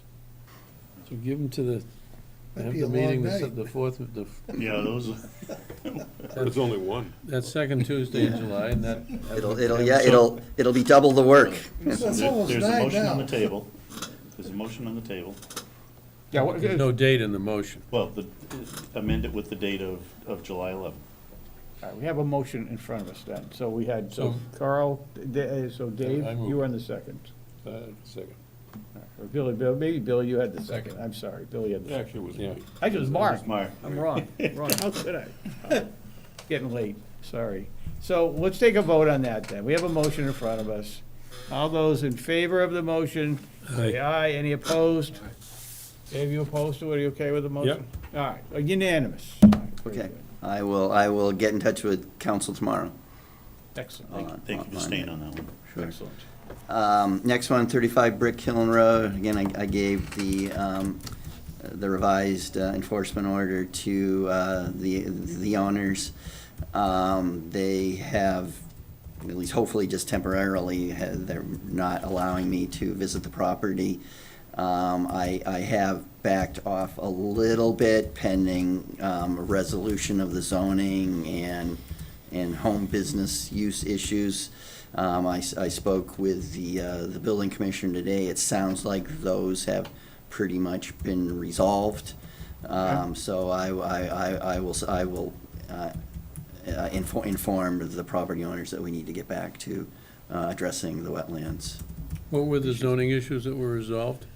Well, I think it was whether, I mean, this is not my area of expertise, but I believe that it looked at first like they might need a special permit from the planning board for their home occupation, because I think maybe it was, they had they were planning on having 2 trucks and a trailer or something, but then it turned out they weren't going to be having that many, and so there was just a couple of fairly minor things that they needed to do to comply with the home occupation requirements. Looks like that's being taken care Do of. we know if there's still activity in the back of their property? Or don't we know that? Well, I don't think there's any activity that's not authorized under the enforcement order. So that my main concern at this point, well, there's a couple of concerns. First one is to verify the status of the cleanup of the wetlands and the buffer If zone. they won't allow you on the property, so Well, how are you gonna do it? I'm gonna talk to them, negotiate with them. Hopefully now that the zoning issues, it looks like those have been addressed, that they'll be willing to let me. Any more complaints about burning? No. No, good. No, but then they also have to hire a wetland scientist to Good. do the restoration. Good. So I'll report on that at the next meeting. Yep. And then at 201, 203 Boston Road, got a call from Bruce Ringwall, GPR, Goldsmith Preston Ringwall. told me that he is working on a notice of intent filing for the drainage concerns on the property that at the time he called me, that was having the wetlands delineated. I told him that besides that, the primary concern was to address compliance or whether compliance with the stormwater standards is required, and if so, demonstrate compliance with the stormwater standards. I also told him that the commission was going to get that peer reviewed. Okay, good. Excellent. All right, good. Well, So I said by the end of June, or around that time frame, he said he'd get the filing in, so. okay, good. They're making progress on that stuff. You know, you gotta, appreciate you keeping on top of it. Yeah. Good, all right. So that was updates on those things? Question, so that's the lumber yard, right? Right, We did a sidewalk out there. yes. I'm sorry, I missed that. Anything I should know about that? They had some ideas, but we're not engineers. Right. We just said, oh, Right. that's nice, Yep. It- It's up to him to decide, and there's a peer review. Is that, you said there's a peer review in that? Well, I'm proposing that it be peer reviewed once we get the filing in, yeah, I think it should be. And was there any discussion of the large number of, shall we say, missing trees? I didn't bring that up, but, I mean, there's a couple of ways that can be handled. That's certainly something we can ask the peer reviewer to look at. We can certainly ask the peer reviewer to look at aerial photos, recent aerial photos. I would move or suggest that we do that. Okay. Well, Just because that's part of that priority habitat map, mhm. the biomap thing. And Well- there's a lot missing from It's historic impossible for us photos. to tell. Pardon? It's all been graded off. It's been graded. We can't tell, Oh, but but the an area- engineer can. I mean, The aerial You can look at photographs. an older photo. Yeah, Right. that can, If you look at Google Earth, that whole property Yeah. we're talking about was it could still be a covered. functioning wetland underneath there. We don't know that. Under the area that's been under disturbed. lawn? Yeah. Yeah, Well, no, it's pasture land. no, No That what? whole field was pasture land. That's what it was. no. All right, so you're pressing him now to get a filing. We'll get the Yes, filing in, and yes. we'll get peer reviewed, and we'll deal with it then. Oh, Yeah, man. so we'll deal with it then. I would definitely raise the concerns It during the was. hearing. Absolutely. Before that, it was, and before that, it was wooded. I don't know how wooded it was. You back can, 300 if you look at the aerial photos, you'll tell. What's next? All right, let's move on, guys. No. Let's, where are we here? So we've done agent report here. Get I know more that. cows. Land management, back to land management. Update, please, Carl. So We need to talk. Cows. So I think we're very, very close. I'm totally jinxing myself, but we're very close in having the CR ready to go. The only thing left, I think, is the easements. Yes, and I think we're almost there. I was actually out on site. I think the surveyors need to do one more visit at 115 Parker, Parker. and I think we'll be all set then. Okay, and then the approach we'll take is we'll review it here, review the CR here within the Conservation Commission. And if we're all okay with it, then we will review it, we'll provide an overview for the Board of Selectmen. the Great. Select Board. Great. And then it will get some, once that's all agreed to, then we'll submit it to the state. And then we'll wait 5 years. Yeah, it's usually a few years. And then, I know Bill just told me this after, just as we walked in, that the granite sign is still in the queue. They've had an illness on the site with one of the site, the leaders, but we're still I'm in the working queue. on that, yeah. So, Well, Is there, with the we're holding Bill responsible. so- Right. The money for that doesn't go away at the end of the fiscal year, does it? Or is that coming out, where is that money coming from for the sign? Paul has told me he's gonna find the money. Okay, so I it's don't know not- exactly where, but So he it's says he's not an gonna issue where it's good? Right, no, it's, Figure it out. that's not gonna happen. Okay, We'll be good. all right, thanks. We'll be good. So I have a couple other things. So it's still on Warren Pole, if we might. The pollinator plants are coming in. The original site was gonna be Warren Pole, but we're not sure now whether that's where they'll go or not. Shit, what was it? There was another Warren Pole I was gonna mention. I'm sorry. Go ahead, Carl. And I have one more thing to say on Warren Poll as well, is that the botanist at Oxbow is going to be getting out there this week to start the inventory, the botanical survey. He was at Wright last week. So Good to hear. That was the thing I was forgetting to ask you, what's going on with Oxbow. So that, I mean, that's only the first of 3 planned visits, though, during the season, so. Right. Okay, good to hear, that's great. So I have a couple other Oh, things. I remember. Hey. Have we notified Here we come. Town Manager Cohen that we don't want the mosquito control activity on the Warren Pole property next year? Well, I had notified him a while back. I'll certainly remind him. Because it may take him a while to find Yeah. another site. Yeah, I will, because, I mean, that has been explicitly inserted into the CR. Okay. So, Yeah. that it cannot be used Right. for that purpose. Yeah, thanks for that, Dave. That's a good point to make sure we stay on top of that.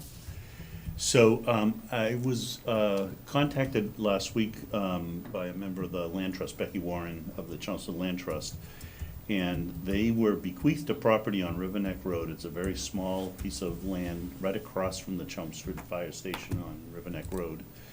And that land is 1/4 of an acre that the Land Trust now owns, and they've owned it for about 2 years. And it is right, surrounded almost 2/3 by by conservation land. We have 9 acres there that is on River Neck Road. And Canal Street. And, yeah, so it runs Canal Street and River Neck, and then back to the St. Joseph's Cemetery. And, Let me see, that keep going was- out, keep going out. Keep going. It's past the connector, keep going Okay. past the connector. So it's, Was this it? No.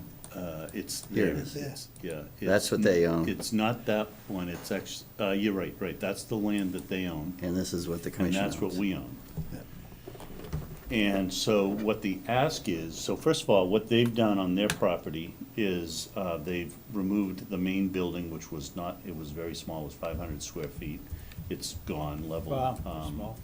And they are planning to put in a native plant garden there, and they're gonna call it the Burbank Garden, because Mr. Burbank lived there, he was an arborist in town. And, so they're gonna name it the Burbank Garden, but what they are asking is that, as you, that property, if you look at that top corner of our property, right above David's finger there, some of that is, there was a building there that's now long gone, that was on our property, it was, that gentleman had built or moved some stuff on our property at some point in time, I think it might even just have been legacy farm property, because this was a farm years and years ago, the Olsons back in like the 1900s, and then after that, I'm not sure, but Mr., what did I say his name was? Burbank? Burbank had been there for like 40 or 50 or 60 years, a long time. So anyway, the proposal is to ask if they could use the very front of our property for parking for a couple of cars for this garden. They have parking, but they'd like to have 4 or 5 spots, or 6 spots, of which a couple would be on our property. I went out there the other day and looked at it, and it's really a nice little piece of land. I think there's even an opportunity for us to create a woodland trail in there and make it a kind of a co-owned site between. It's very long and narrow, and it wouldn't go anywhere. Yeah, it'd just be a small woodland trail along with this native plant that, native garden that they're ready to go. They've leveled the ground, they're getting a load of loam in the next week or 2. Yeah. And, I looked at it, and if you were to stand there and look, you say, somebody's been parking here for 30 years, or 40 years, or 100 years, it's already a parking area Yeah, on our so, area. yeah. I'm like, this looks like, Yeah, that sounds good. And I think it's a great opportunity for us to kind of Yeah, work share a together. property with Yeah, the work land together with trust them. and all that. So, we can, we could take a vote tonight, or we could wait and get you guys to all go out there and look at it.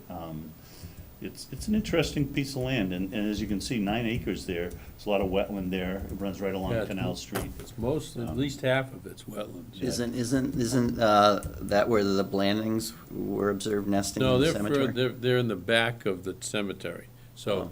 towards the end of Canal Street, but then into the cemetery. I guess it wouldn't be out of the question, they could be. There here, wouldn't too. be, yes, it wouldn't be out of the question, Yeah, they might be yeah, there. Yeah, I mean, there's large wetland here. I think we ought to do is just, I mean, Carl, maybe you, maybe someone on the land trust can, you wanna just pencil out how many parking spots and just put them, allow that to start. Yeah. Cause maybe we can put some of our pollinator plants out there to Yeah, space. Could be a spot, Yeah, we have pollinator plants coming in, and I'm like, this would be a good place to put them, because we're not gonna be able to use them at Warren Pole right now. We're not prepared for that. And we don't really have any, other than River Neck Road, we don't have any conservation land out in East Chelmsford. Yeah. Yeah. That's used. I don't think, we did, I was surprised it was there. It wasn't until Carl mentioned it this week. Yeah, so this could be a win-win, so I mean, Yeah. why don't we put it on for our next meeting for a vote? We can vote on whether we approve it or not, but, sounds good. And we could all take a ride by it. Yeah, take a look at it, yeah. While we're on that geography, Can I just say, just as a note, there is a you can just see just under the R on River Neck, there's a sewer pumping station there. So you have to go past the pumping station, it's kind of in the woods. As soon as you get past the pumping station on the right, heading from town out, that's where the property is. You'll see it. It's Right after that. Yep, yeah. There's another house that is there, and it is right there next to the house has a driveway, and then there's the land trust property, and then there's our property. And there's no line or anything to tell the difference between our property and their property. So because it's a quarter of an acre. It's not much. They have a little shed in the back, and that's it. So, anyway, sorry, Dave.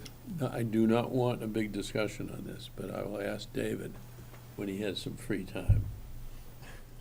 The other side of the canal street, it's a piece of property owned by Mr. Walsh, which has at least 100 RVs and vans and he stores trucks and RVs on that site.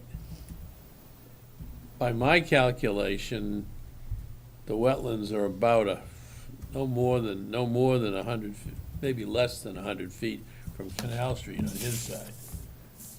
I question whether the vehicles that are parked along Canal Street are in fact in the wetlands.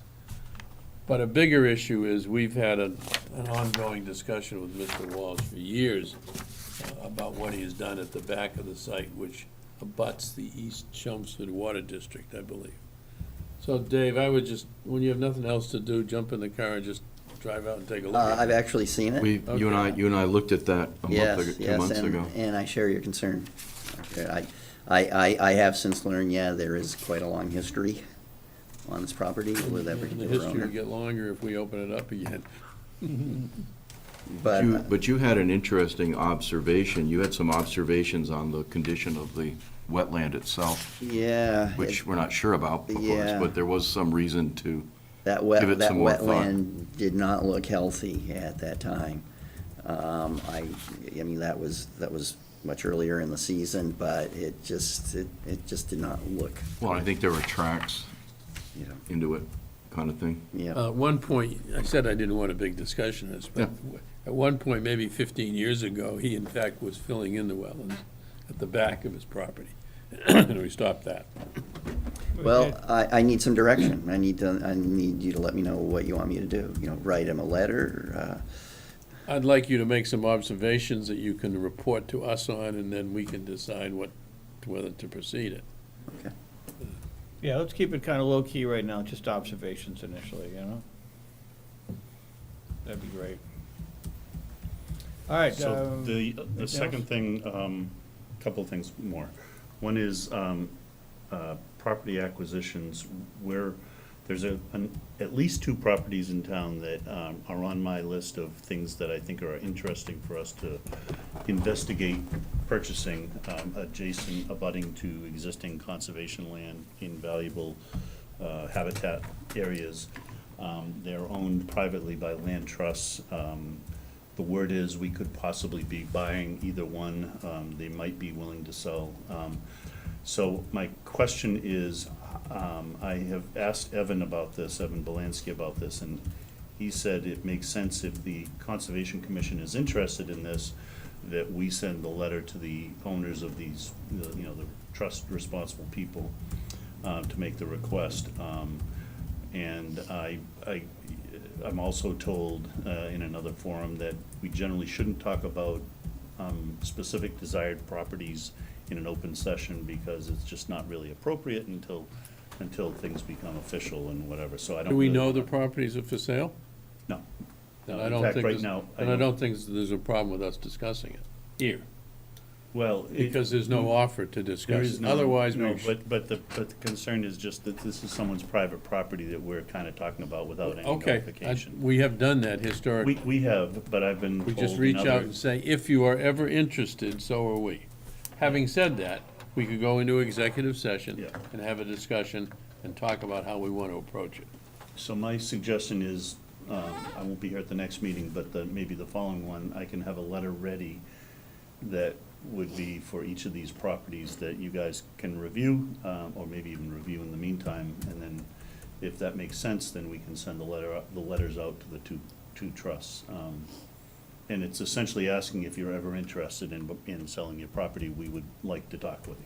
That's the that's gist good. of it. And then we can give you a list of other properties, too. Yeah, but these two are high on my list, at Can, least. Mr. Chair, can Carl send us the location individually of those properties?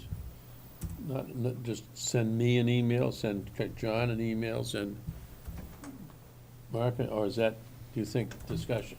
I think I that, think we I think maybe- that skirts the. Yeah, I think that kind of does skirt the intent of. Well, you know, we do periodically review the properties in town that we would like to acquire. And we've done that, remember, we've had And- those lists, Dave, right? and We have had could those add- lists, yeah. If those two names are not on our list, Well, we could add those two names on So to the perhaps list. what, yeah, I'm not sure if they are. So perhaps what might make sense is the letters, I can send a sample letter that you can review at the next meeting that is just generic, doesn't have a property name. And then maybe in July, we have an executive session that we talk about the specific properties. Yeah, that could be fine, If that makes sense. that could be fine. There's nothing urgent here, Yeah. but it's, you know. But to nice get Dave's the point, we letters have out. in the past, like, kind of listed, like, our top 10 properties we're interested. Without approaching the people. Yeah, we just We just Yeah. put We it just on looked our at a list. map and said, boy, that apple farm over there, that'd be great if someday that Right. could be like ours, you Chris know? the Chris Garrihan house over in, North Chelmsford, that'd be the. I know, it's right abutts all Right the on the conservation, wetland. yeah, it's right on the wetlands, it'd be perfect, yeah. Water department could put a test well on your property. Nice, Dave. Okay, so I'll try to put a generic letter together. You can take a quick look at it at the next meeting, and then we can see about the next step. Last thing is Yeah. just, we mentioned briefly that we had the visit to the, on the 1st of July of June at the Red Wing Farm. The things that I took note of were, two things were that the split rail fence does indeed need to be replaced in a number of places, which, we saw, and it's in a little rough shape in places, missing even in places. But the second thing was just, we were all very pleased and happy with the mowing and caring for the property by, I believe it's Bob Morse, Mike Riley, and Steve Koval. Yeah, they each who do a are piece the of it, three- right? Three abutting neighbors, and they each have kind of sections of the property they take care of. And it really looks good. They do a great job, and I want to just publicly make sure that they get some thanks for that. Carl, if we were to get funding for the fence from CPC, when would we have to submit the request? For February? December? We could submit the request anytime. We'll probably have a meeting in July, August. Well, So we could, we could get some kind of an estimate for what we'd that have would to be. go out for bid. Yeah. This is probably, how much money would it be? It's talking? probably doable with a 20 grand? volunteer crew and just get the material. It's not that big of a. How much of the fence are you talking about? From the part that Marty rebuilt down to the stream, probably. Yeah, and maybe around. Oh, maybe I'd have around to- the stream to yeah, the- I'd have to to the- do the a walkway? more detailed assessment, but we could do that. I think that should be a high priority, because that's Yeah. very visible and it needs work. Yeah, and actually, it was brought to my attention by a member of the CPC, so I don't think we'll have any trouble getting approval. And I don't think it's a lot of money either. Good. In CPC money. Good. That's it. So, and just a couple more quick things. Yeah, Dave. So, under agent's report, so I forwarded the email from the LSP over at 18 to 20 Boston Road. I guess we can expect a final report around September timeframe, something like that. They finding more? No, Good. no, luckily. And then just speaking of land acquisition, so I forwarded commission members the deed to the Wilson Lane parcel. So, in terms of next steps, I would recommend that the property corners be, probably set with permanent markers. And my understanding from Darlene, the town accountant, is that that's administrative, so that does not need CPC approval. So I can,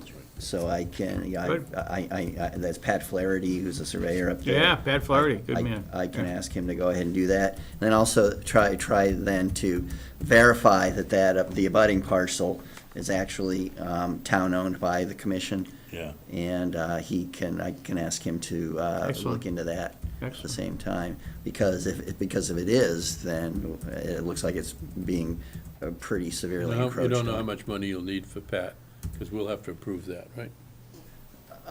I can ask him for an estimate, but my understanding from Darlene is, no. I'm not saying the money's not there. I'm just saying the commission administratively should take a vote to spend the money, that's all. Okay, yeah, I mean, it's not the commission's money, though.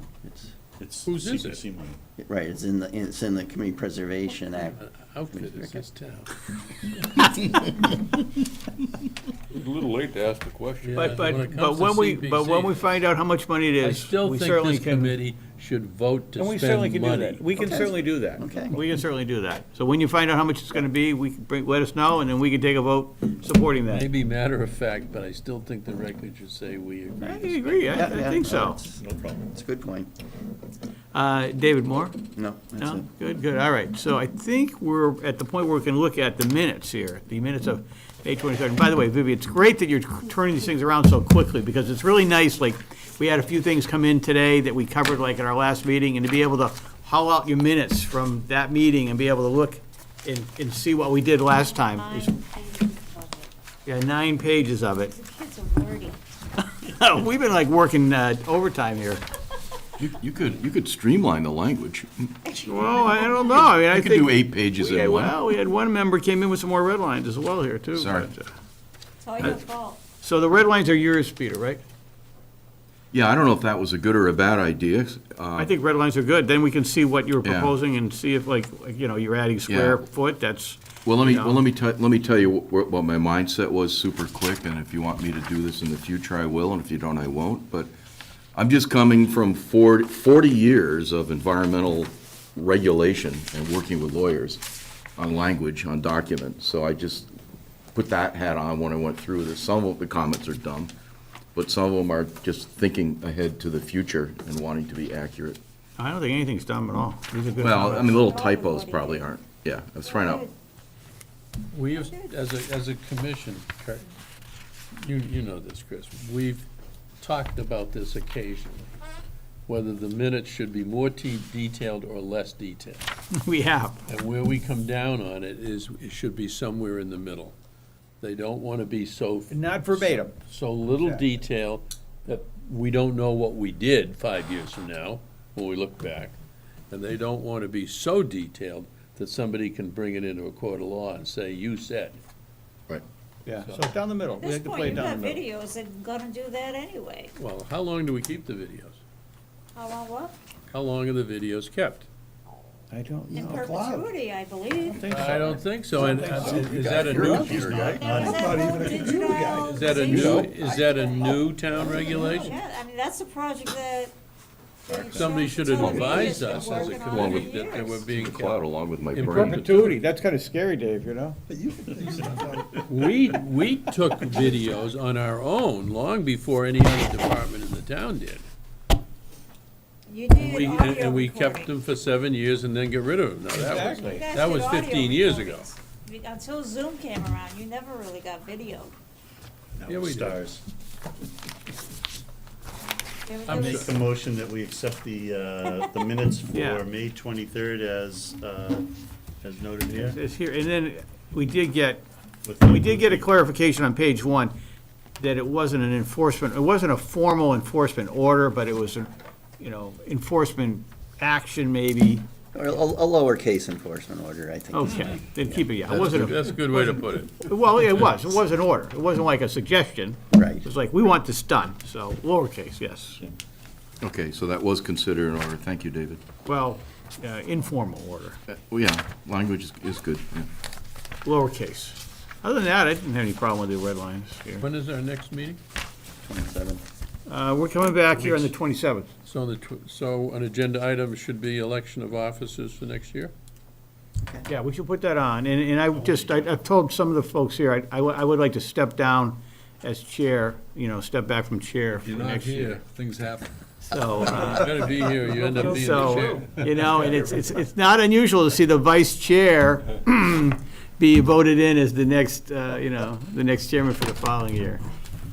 But, anyway, food for thought, food for thought. So, anyway. Muller here again? No. Demula, yeah, we can't nominate Chris Demula because he's no longer. So you guys did a motion, who seconded it?